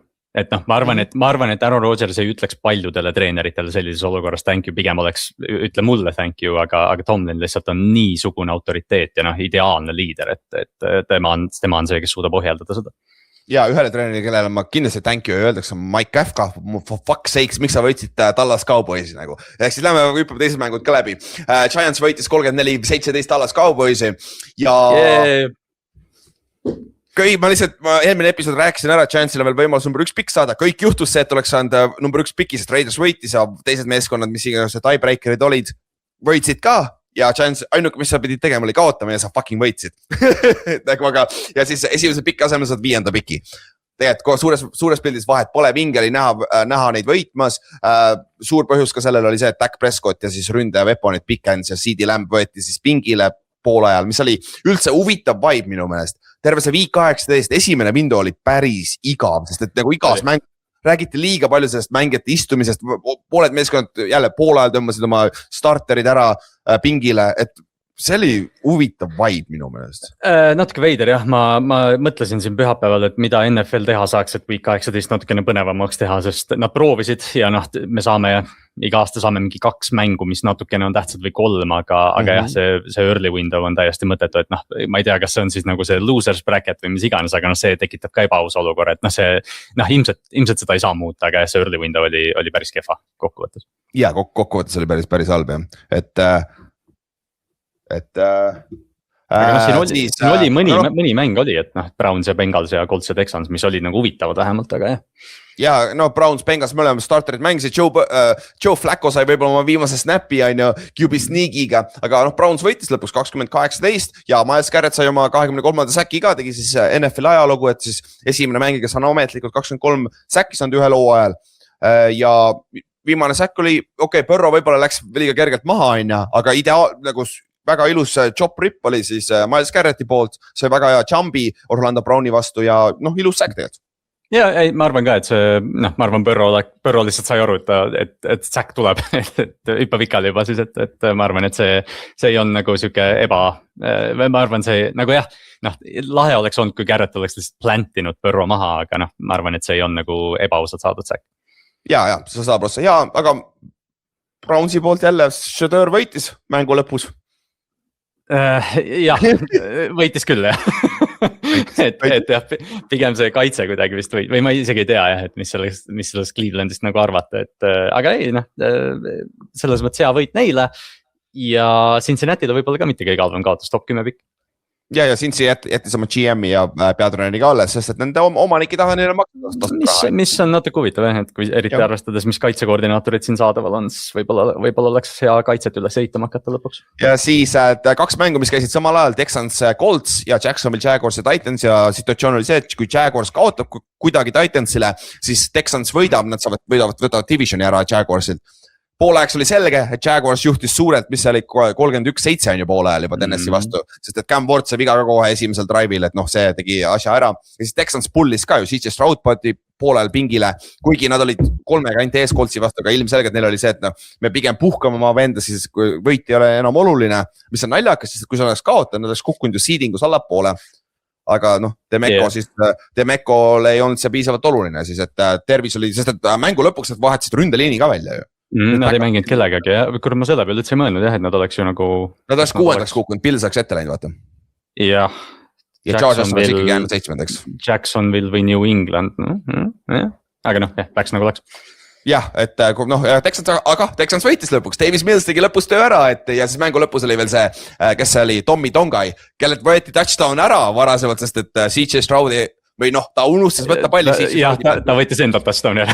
Ja ta võttis endalt touchdown'i ära, siis mängu lõpus oli see laterali olukord ja siis Tommy Tongai, defensive tackle sai selle fumble recovery ja jooksis touchdown'iks, see oli mingi moment. Aga kui ta selle palli sai, sa nägid, ta pani mingi 5. käigu sisse, see oli crazy, minema, et näha oli, et ta nüüd ei lase seda touchdown'i käest.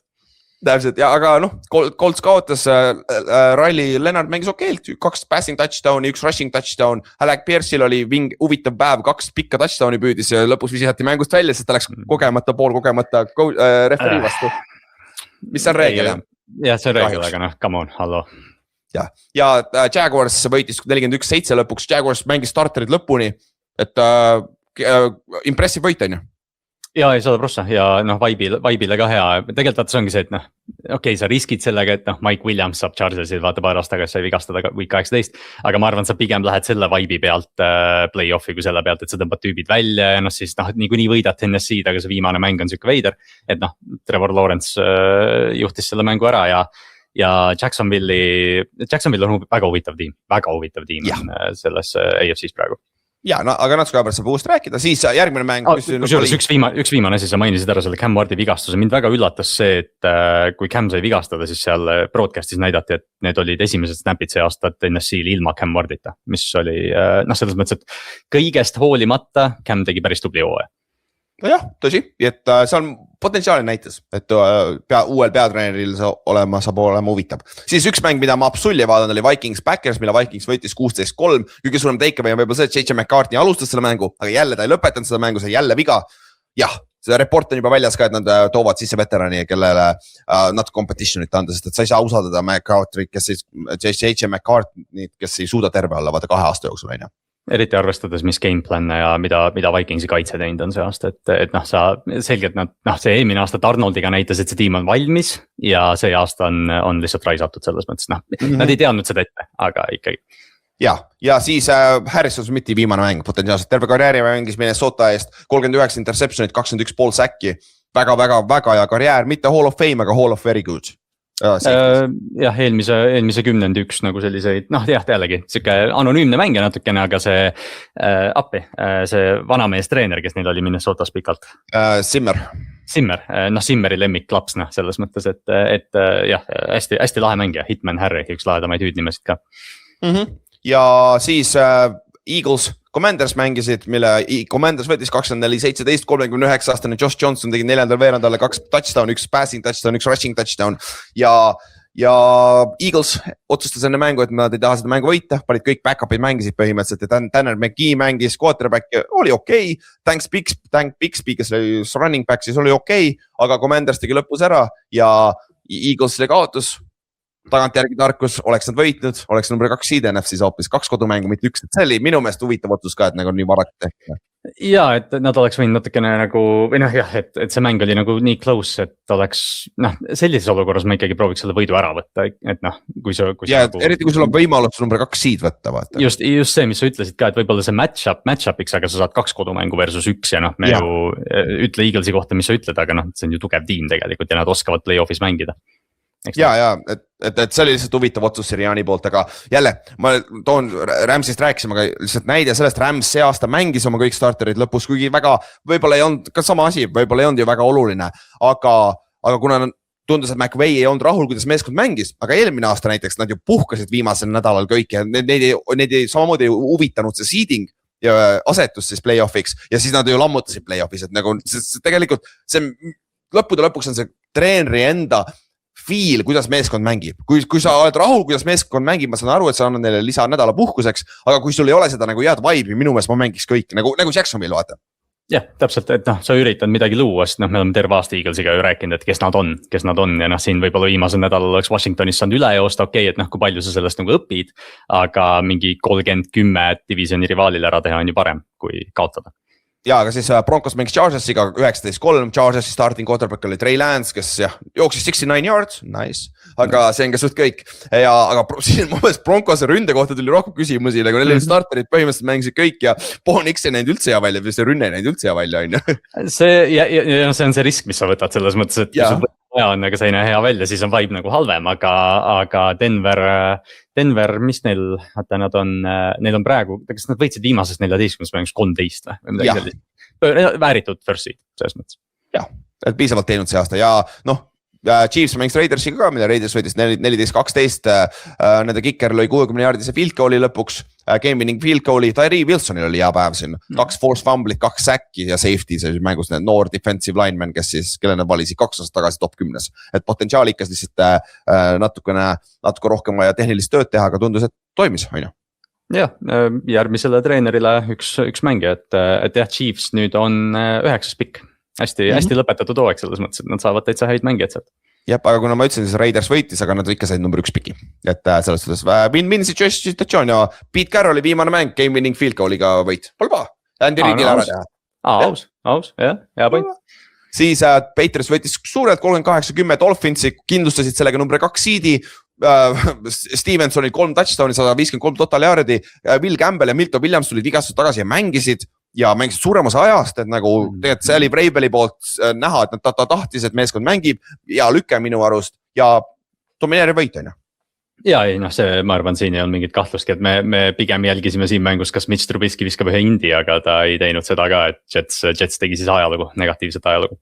See oli siis järgmine mäng, mille Bills võitis 35-8 Jetsi vastu, kus Josh Allen võttis ühe snappi, et ta saaks selle starting rekordi hoida ja peale seda Mitch Trubisky tuli mängu, 29 viskas, 22 completion'it, 259 yard'i, 4 touchdown'i.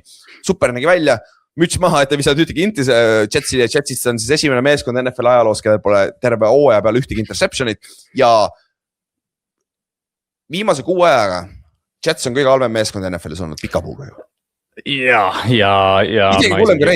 ma isegi läheks ajaloolisesse mastaapi selle tiimiga praegu. Üllatav, et Aaron Glenn suutis üldse oma töö alles hoida peale seda lõppu. Ma olen nagu selles mõttes, või noh, ma ei tea, mulle meeldib Aaron Glenn, aga ma olin selles mõttes natuke üllatunud, et see juhtus jah, et mida sa saad näidata sellest hooajast, mis nagu viitaks sellele, et sa võiksid jätkata, et noh, okei, et ilmselt ta võeti pikaajalise plaaniga ja noh, see oli plaan, eriti pärast seda Sauce'i ja Quinneni treidi. Aga see jah, et Aaron Glennile lubatakse nagu veel üks variant või kuidagi nagu, või noh nüüd, ilmselt Aaron Glenni head coaching job algabki nagu nüüd sellest aastast, mis tuleb. Et ta saab ikkagi Glenn saab ühe quarterbacki või saab enda quarterbacki nii-öelda võtta. No Brady Cook või kes quarterback oli ja Tank Commander, number 2 pikk vaata. Ideaalne. Ja siis viimane mäng, millest pole veel rääkinud, Detroit Lions võitis 19-16 Bearsi. Bears samasugune, kaotasid, aga kuna Eagles kaotasid, nad säilitasid number 2 asetuse, 2 kodumängu saavad. Aga kui ma ei eksi, ma võin praegu eksida, aga Packers on minu playoff'is favoriit Bearsi vastu, sest Bears nägi ikka päris kole välja see mäng ründas. Et lõpus oli veits elu seal sees, aga Kohv ja poisid ikkagi lõpuks tegid oma ära, ega Lions ka väga hea välja ei näinud, olgu ma osad, see lõpus oli see Kohvi interception, mis tegi asja koledamaks, et oleks võib-olla lihtsam olnud, aga mis sa arvad Bearsi sellest viimast mängust?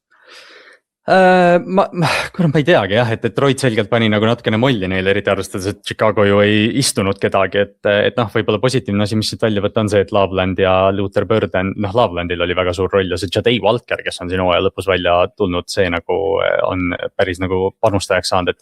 Ma ei tea jah, Detroit ilmselt tuli uhkusega siia mängu, et rikume selle Bearsi hooaja lõppu ära ja noh, võõrsil nad seda tegid, aga noh, see. Ma arvan, et Detroit võib olla mingil määral, Detroitil ka ju, mis neil on ju. 9-8. Jah, 17 pikk, noh, pole paha. Ma arvan, Dan Campbell tahtski, et noh, Amon-Ra ja Jameson Williams läks 2 peale üle 200 jaardi, et tahtiski ilmselt lihtsalt nagu noh, asju proovida ja teha ja seda nad tegid. Ja selle mänguga, kus Caleb Williamsist sai siis Chicago Bearsi all-time leading passer, kõige rohkem jaardi ühele hooajal visanud siis 3942 ehk siis 58 jaardi jäi puudu 4000-st. Siiamaani Chicago Bearsil pole läbi ajaloo mitte ühtegi 4000 jaardi passerit, mis on nagu väga üllatav, aga siuke see on.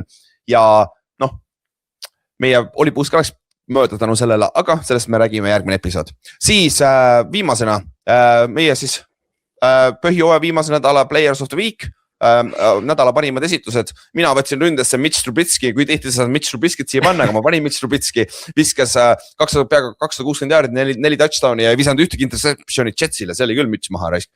Kallas, kes sul on? Mul on Ramondre Stevenson, 3 touchdowni, 2 rushing ut, 1 püüdmine, et 131 jaardi ja pikkasid jookse asju ja noh, ma ei tea jah, Ramondre on võib-olla selle aastaga kõik ootasid, kaasa arvatud mina ootasid, et Trevion Henderson võtab üle, aga ma arvan, Ramondre kindlustas oma töökohta praegu. Jah, nagu väga hea one-two punch iseenesest, sul ei pea olema üks pelgau, sa võid idekalt 2 running back'iga ka mängida, on ju.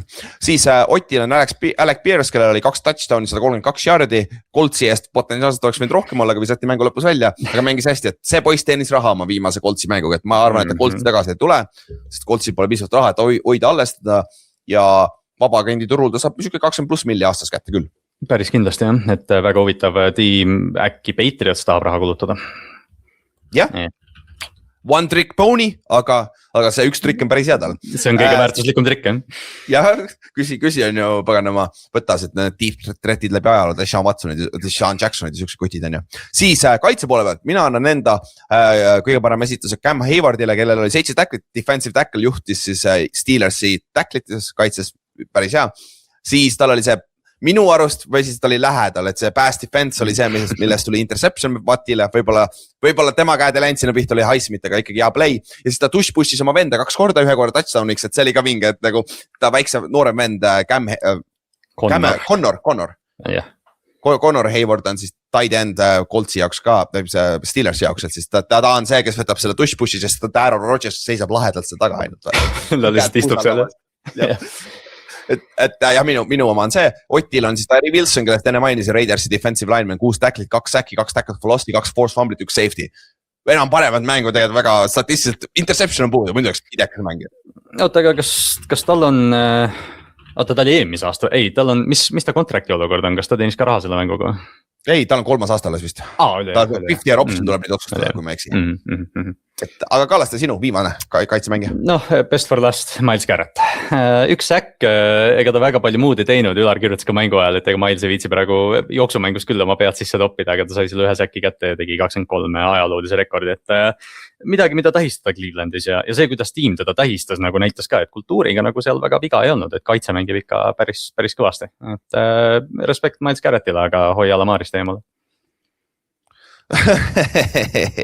jah, arusaadav ja siis sellega saime siis Week 18 ühele poole, nüüd teeme siis lõpetuseks, anname oma KBR3 podcasti auhinnad, et kuna need auhinnad jagatakse põhjooja peale, et siis praegu on seda hea teha, et isegi kui NFL-is ka vaata MVP antakse välja vahetult enne Superbowli, siis arvesse läheb ainult põhjooaeg, mitte play-off'id vaata. Et siis me teeme praegu enda oma ja siis me ennustame neid pärast, kui hakkab see aeg tulema välja. Et meil on siin siis 7 analysti, mis eesti keeles analysti? Analüütikut või? 7 NFL-i analüütikut on meil siin selle hooaja jooksul podcast'ist läbi käinud. Kõik 7 tükki tegid enda valikud ja siis nende 7 inimese peale panime kokku meie KBR3 valikud. Hääletused on, eks siis 7 inimest, väga hea. Tiebreakereid ei tule väga palju. Üks ikka läks viiki kurat, aga siis teise koha punktidega saime ära jagatud küll omavahel need on ja. Aga mis meil on siis 1, 2, 7 auhinna, Coach of the Year, Comeback Player of the Year, offensive rookie of the year, defensive rookie of the year, offensive player of the year, defensive player of the year ja MVP. Et need siis 7 tükki tuleb ära jagada ja alustame see coach of the year'ist. Meil on, mul on mid-seasoni oma ees. Ma tõssin mid-seasoni siia juurde ka lihtsalt, et ja, väga hea. Siis meie hooaja lõppu 2025 NFL-i hooaja coach of the year on Mike McDonald, kes sai 4 esimese koha häält. Teisel kohal on Mike Vrabel, kes sai 2 esimese koha häält ja Ben Johnson sai 1 esimese koha häält. Kyle Shanahan ja Liam Cohen on ka veel inimesed, kes siit läbi käisid, kes said hääli, 3. koha hääli või niimoodi. Et suures pildis see hooaja lõpp, kuidas Seattle lõpetas hooaja ja kuidas number 1 seedi arvatavasti kindlustas selle aina. Jah, first seed, ma arvan, nagu annab selle ja just see, paraku jah, see ei ole nagu tingimata terve hooaja auhind, kuigi Seattle väärib selle eest ka, et see, kuidas Mike McDonald oli eelmine aasta, see, kuidas tal on selge siuke agressiivne coaching style ja see, kuidas see kaitse mängib, siin jah, ta muutis kultuuri, aga siin oli 5 head kandidaati esimesele kohale minu arust tegelikult. Ja Ben Johnsoni see vibe lõpuks langes ära, et oleks ta number 1 seedi olnud samamoodi argument seal aga Mike Vrabel, ma ise hääletasin Mike Vrabeli poolest sellepärast, et kui vähe me ootasime Patriotsist enne hooaega ja kui palju ta suutis selle talendipuuliga teha, mis seal oli, aga ma saan aru ka seal on see argument alati, et nagu schedule oli nõrk ja kõik see asjad, aga ikkagi ta väärib ka, ta sai põhjuse 2 esimese koha häält ka meie omas. Ja kui sa võrdled seda meie mid-seasonil hooaja keskel, me tegime sama asja ja nüüd kui me võrdleme, siis seal võitis Mike Vrabel 5 häälega, täpselt sellepärast, mis ma nagu mainisin ka, aga teine treener, kes sai veel esimese koha hääli oli Shane Steichen, Coltsi peatreener, mäletate selles hetkes nad olid 7-1. Mäletate seda aega veel? Arusaadav, et sinna me olime seal ajastus ka vanasti. Siis comeback player of the year. See on meie ainukene auhind, mis on anonymous, ehk siis üks mängija sai kõik 7 esimese koha häält ja see on Christian McCaffrey. Peaaegu 1000 hooaeg selle vigastuse pealt ja just üllatav on sellepärast, et tal oli see Ahilka vigastus, mis tundub juba krooniline olevat, aga ta tuli tagasi sinna kohta, kus ta oli 2021-2022 hooaeg, vaata. Jah, üks talendikamaid mängijaid, ma ei tea, NFL-i ajaloos ausalt öeldes ja tõesti, et terve ülejäänud San Francisco tiim oli vigane, et Christian McCaffrey oli see, kes mängis kõik mängud ja oli hooaja lõpuni terve, et seda poleks ennustanud. Ja teisel kohal, kes meil, Dak Prescott ja Aiden Hutchinson, siis Detroiti kaitseliini mängija, nad said siis ka hääli siin ja isegi Philip Rivers sai ka. Rääkisime, vaata. Ma just oli ka, et ma muidu ei anna, aga Philip Rivers oli nii kaua väljas, et tavaliselt on see, et keegi on hooaja väljas NFL-is, siis tuleb tagasi, vaata, aga Rivers oli 4 aastat väljas. Jah, et arusaadav, aga jah, Christian McCaffrey oled siis meie comeback player of the year. Siis offensive mid-seasonil oli Dak Prescott võitis ühe häälega CMC ees, ehk siis poole hooaja peal oli Dak Prescottil 3 esimese koha häält, Christian McCaffrey'l 2 esimese koha häält ja Daniel Jonesil oli 2 esimese koha häält. Kui Daniel Jones oleks lõpuni mänginud, ma arvan, ta oleks, ja play-off oleks jõudnud, ma arvan, ta oleks olnud see comeback player of the year. Kuigi see argument on jälle, mis me vaidlesime, vaata. Eriti kui nad nii võimsad oleks lõpetanud, nagu nad poole hooaja keskel mängisid, et kui nad siin oleks 8-9 play-off'i saanud, võib-olla mitte, aga kui nad oleks 13 mängu võitnud, siis kindlasti. Jah, aga jah, oleks või poleks jällegi. See on hea võrdlus, et näha, mis me arvasime hooaja keskel on. Siis offensive rookie of the year.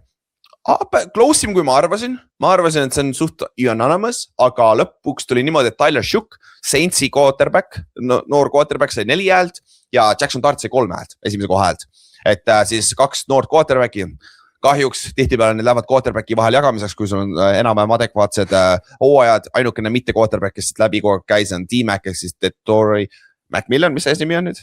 Tegelikult. Tairoa äkki.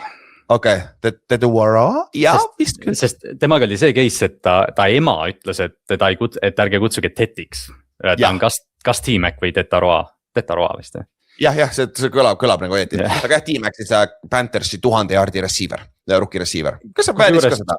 Jah, kui suur, ja Emeka Puka alustas nii tugevasti, aga jah, hooaeg kadus ära, aga üks nimi, keda me ei pand ja kes ilmselt seda auhinda ei saa, aga Gray Zabel tegelikult, kui üldse üks aasta oleks, kus anda ründeliini mehele, siis tegelikult Seattle'i, jällegi ta nagu, kuidas sa ründeliini mängijat tähtsustada, aga ta arvestades, kuhu Seattle'i ründeliin läinud on, siis võib-olla väärib ka mentionit.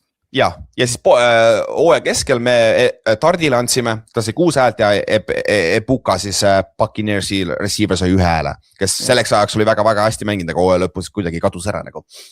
Siis defensive rookie of the year. Peaaegu unanimous, 6 häält, 7 sai Carson Swessinger, Brownsi linebacker ja 1 hääle sai Nick Emonwari ja suht kõigil oli Swessinger number 1, Emonwari number 2. Et siin oli ka veel James Pierce käis läbi ja Abdul Carter käis läbi ja Xavier Watts käis ka läbi. Et 2 Atlanta kutt ja siis Giantsi defensive end, aga Carson Swessinger on läbi aasta mänginud hästi ja selles kaitse oli eliit tegelikult ja ta oli selle kaitse ju playcaller ka ju. Jah, ta on nagu, vaata see, kui räägitakse, et Cleveland tegi väga hea drafti ja esimene mõte on või see Fannin, võib-olla Judkins, siuksed tüübid, siis Carson Swessingeri. Nii palju, kui ma olen näinud, siis targemad inimesed kui mina peavad teda praegu NFL-i üheks parimaks linebackeriks ja ta on rookie. Et see on ja Brownsi poolt hea pikk jälle ja seal on weaponid on, vaata. Siis offensive player of the year oli see ainult, kus meil tuli viik. JSN, Jason Smith, Nick Chigba ja Christian McCaffrey said mõlemad 3 esimese koha häält, aga Jason Smith, Nick Chigba sai 2 teise koha häält ja Christian McCaffrey sai ainult 1 teise koha hääle. Ehk siis tänu sellele Jason Smith, Nick Chigba on meie offensive player of the year.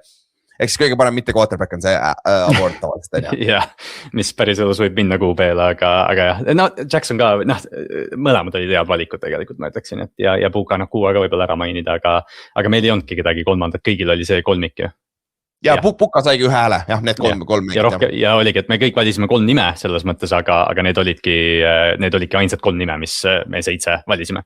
Jah, et arusaadav ka miks ja kui Stafford MVP ei ole, siis tema minu meelest conversationis ka. Drake May ei ole nagu, sest et Staffordil on need vaata ründenumbrid on nii head, et siis see on tegelikult väärib ka offensive player of the year'i conversationis. Jah, et see ongi see, et kui Drake peaks võitma MVP, kuhu me kohe jõuame, siis Stafford võidab offensive player of the year'i vastupidi. Jah, pigem niimoodi pidi jah. Aga siis enne kui lähme MVP juurde defensive player of the year, sorry, ma valetasin, teine unanimous. Ehk siis Myles Garrett kõigil, kõik 7 esimese koha häält sai Myles Garrett. Teised nimed, kes läbi käisid, oli Will Anderson Texansist ja Brian Burns Giantsist näiteks. Ja Kaarel pali Stingley isegi, Derek Stingley Texansist on ja Nick Bonito ka tegelikult läbi käinud siin. Ja isegi Kallaste pani siin Hunter / Anderson, ta on jälle Hunter, siis mõlemad on Texansi defensive end. Ma ei osanud valida, aga naljaks on see, et mid-seasonis Myles Garrett ei saanud ühtegi esikoha häält. Jah. See oli Hutchinson ja Will Anderson olid viigis meil jah. Et see on ja Nick Bonitol oli üks. Kas offensive player of the year oli sorry, ma võtsin Taylor. Jonathan Taylor ei saanud isegi rushing crown'i lõpuks ju. Ei, James Cook ja Derrick Henry läksid tast mööda. Jah, et nagu see võeti talt ikka, ta läks ikka väga kadus ära peale seda Saksamaa mängu ju. Jah, tal oli ju 15 touchdowni mingi 10 nädalaga või? Jah, ja siis nagu vajus täiesti arusaadav ka see rünne, quarterback'is on viga on. Ja kui see Philip Rivers on, kõik teavad, mis nad teevad on. Aga siis lõpetuseks MVP. 2 inimese vahel on see, läheb jagamisele ära ja meil võitis Matthew Stafford 5 esimese koha häälega ja Drake meil oli 2 esimese koha häält. Ja lihtsalt hooaja vahel minu enda isiklik tiebreaker oli see, Stafford on mänginud eliitkaitsjate vastu väga-väga hästi. Drake meil ei ole näinud seda nii palju. Mis ei ütle, et Drake meil oli halb hooaeg, aga minu meelest Staffordil oli parem hooaeg selle pärast. Statistiliselt on Stafford igatepidi parem kui Drake May ka. Jah, ei, sellega peab nagu nõus olema. Ma ise valisin Drake'i koos Juhaniga, me jäime 5-2 nagu alla, aga jah, selles mõttes see oli võib-olla kõige keerulisem valik siin üldse. Et lihtsalt jah, pigem nagu oli see, või pigem pakkus isegi huvi, et kes need kolmanda koha hääli saab. Et meil oli siin Joshi, meil oli Herbertit, mina panin Trevor Lawrence'i, Ülar Sabaid ka. Ja rohkem ei olnudki neid nimesid jah, et siin hooaja keskel tegelikult me ju isegi siin olid vist isegi JSN sai, Jonathan Taylor sai minult, ma mäletan ühe. JSN ei saanud, aga Taylor sai, aga jah, lõpuks ikkagi need kaks põhihobust võtsid selle ära ja Stafford eriti vist hooaja lõpuga nagu võttis ära, et Drake oli natukene, jäi natukene nagu varju, kuigi Patriotsil oli koht nii kindel juba. Jaa, täpselt ja, aga poole hooaja pealt oli siis Josh Salamil, kes on 4 esimese koha hääl, Drake May oli teine jälle 2 samamoodi ja siis Baker Mayfield sai 1 hääle, mis on nagu hooaja keskel oli tõesti võib-olla väike argument, aga hooaja lõpuks ikka Tampa Bay ja Baker lagusid ikka korralikult ära. Aga siis käin veel korra üle meie cover 3 selle 2025 NFL hooaja siis auhinnad on Coach of the Year, Mike McDonald, Seattle Seahawks, Comeback Player of the Year, Christian McCaffrey, San Francisco 49ers, Offensive Rookie of the Year, Tyler Shooks, New Orleans Saints, Defensive Rookie of the Year, Carson Swessinger, Cleveland Browns, Offensive Player of the Year, Jackson Smith ning Chigba, Seattle Seahawks, Defensive Player of the Year, Miles Garrett, Cleveland Browns ja MVP Matthew Stafford, Los Angeles Rams. 2 Brownsi, 2 Seattle'it ju. On jah? Okay, 2 Brownsi kaitsemängijat ja Browns võitis 5 mängu. Ma kaevasin natuke statse ka välja ja Clevelandi kaitse oli üks NFL-i paremaid ja nad võitsid 5 mängu. Hallo. Jah, söge. Siis lõpetuseks, me vaatame mingi nädalast statika üle hooaja peale, aga lihtsalt praegu pole aega, meil läheb muidu see episood nii pikaks. Siis playoffid on paigas nüüd on ja schedule on siuke, laupäeval Eesti aja järgi 23.30 Los Angeles Rams, Carolina Panthers. Jälle see on kordus matš, sellest, mis juhtus see suur upset, kus Panthers võitis kodus Ramsi. Suht kindlalt võin öelda, et seda enam ei juhtu, on ju. Ja noh, ma arvan, et see, kuidas me sellest mänguks räägiks, oleks täiesti teistsugune, kui seda mängu poleks juhtunud, aga nüüd, kuna Carolina on see võitaskus, see on nagu see... 2 korda seda juht on ju. Ja siis pühapäeva varahommikul Eesti järgi kell 3 on Green Bay Packers mängib Chicago Bearsiga, kus ma vaatasin üle. Osades saitides ongi Green Bay on favoriit. Täiesti söge, minu meelest number 2, number 7, number 2. See mäng toimub Chicagos, kus okei, ei ole väga palju edu ette näidata, aga see Chicago tiim on natukene teistsugune minu arust. Jah, siis pühapäeval me saime väga hea mängu kell 8 Eesti aja järgi õhtul. Buffalo Bills, Jacksonville Jaguars. Väga huvitav, intrigeeriv match-up tegelikult, et see on väga vinge, et me saime selle normaalsesse aega, sest siis 23.30 San Francisco Philadelphia Eagles. See on siis NFC Championshipi rematch, Birdi ehk ei saa viga mängu alguses on ju. See on, Jan Joonas on juba oma tundeid valanud, me peame ta podcasti saama kas enne või pärast seda mängu. Jah, ja siis esmaspäeva varahommikul kell 3 Los Angeles Chargers, New England Patriots ja siis esmaspäeval Monday Night Football on Houston Texans, Pittsburgh Steelers ja mul on üks küsimus, enne kui me lõpetame, ma tean, et see episood on juba pikk, aga ma tahan seda küsida, sest et see on siuke intrigeeriv küsimus. Ma annan sulle 3 kategooriat.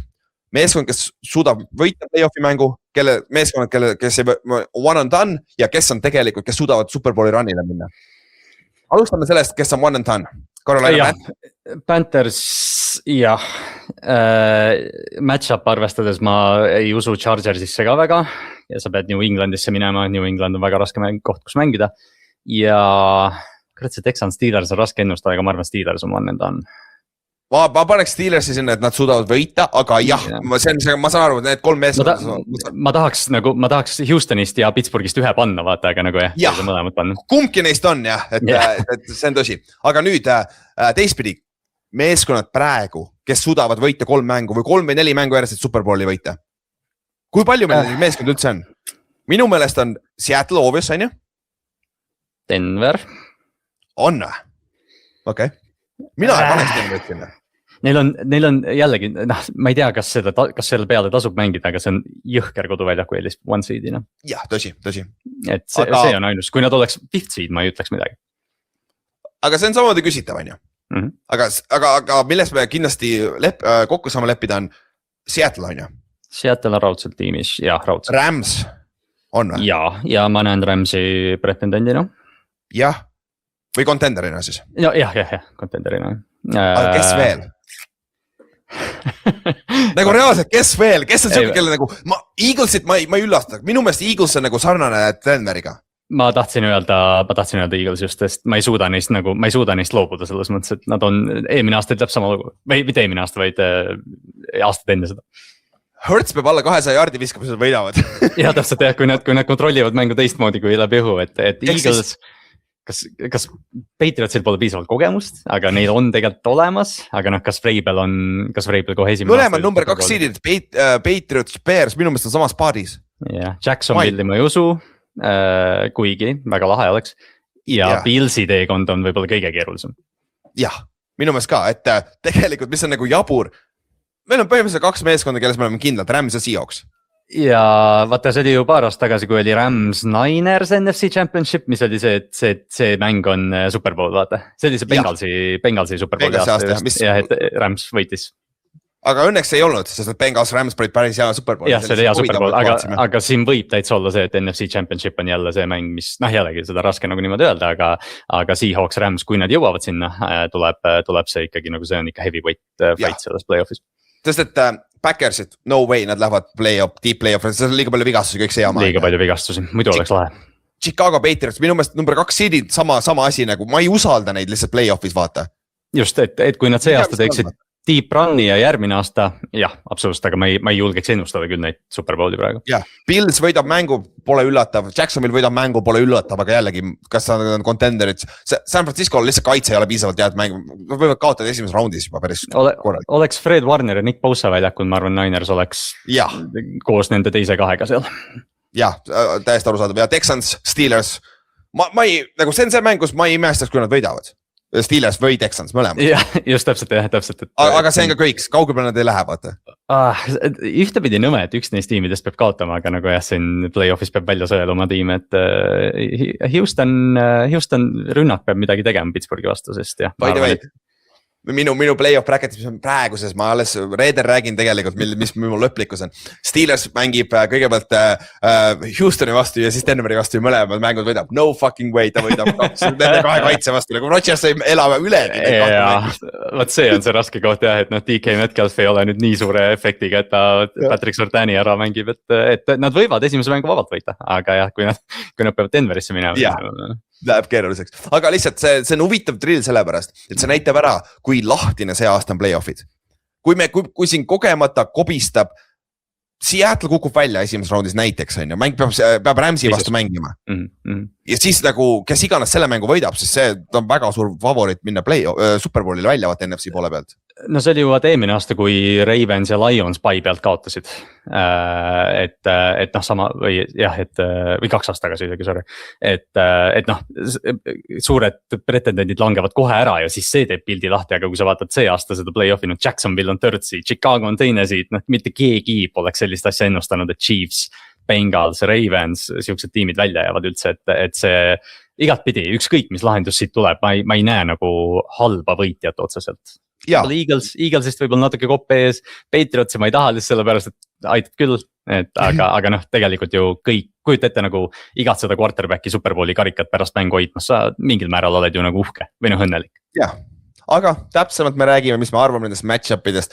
Mul on lihtsalt, võin öelda, me panime Chargers on one and done. See match-up ei ole üldse halb nende vastu, mul on üks take nagu, kus Chargersile on võimalus võita see mäng. Aga sellest räägime siis reedel, et tänaseks siis kõik, et thanks kuulamast, play-off bracket on olemas igal pool sotsiaalmeedias, meie kodulehel kabel3.ee leiad ka üles, kõige lihtsam võib-olla, kus sa selle lingi üles leiad. Ennustusmängust räägime järgmine nädal, Oliboostidest räägime, mitte järgmine nädal, järgmine episood, sorry. Ja järgmine teisipäev, järgmine kolmapäev on siis viimane siis review episood, ehk siis veel järgmine nädal saate 2 episoodi ja siis peale seda paneme 1 episoodiga edasi. Ja nagu öeldud, kui sul on mõni mõtteid, mida võiks Superbowli watchpartidel teistmoodi teha või mida võiks sealt korraldada toidu poolest, mängude poolest, siis andke teada, et meil on nagu, ega see, me saame päris palju asju teha seal, et kui teile ainult huvi on, andke lihtsalt teada, mis me võiks teha ja siis saame korraldada võib-olla, on ju. Et vinge aasta, et Giantsi fännid, mina oma Giantsi hoodiga, Ravensi hoodiga, lähme siis off-seasonile, hakkame, Kallasti just küsis BFF-i seda konto passwordi, et saaks sisse logida ja mock draft'i hakata tegema. Ma hakkan nüüd kütma, et üle pika aja on, jah, Ravensi fännile võib-olla privileeg seda öelda, aga üle pika aja on pikk, esimeses 16, et viimati 14 pikk nad valisid Kyle Hamiltoni, et natuke huvitav, et vähemalt Ravensi muutub asja, et see on lihtsalt nagu siuke hooaeg, et sa kaotad ja jääd play-off'ist välja, vaid eeldatavasti mingid asjad muutuvad. Jah, täpselt, et kõigile thanks kuulamast ja näeme siis reedel juba, et tšau. Davai, tšau.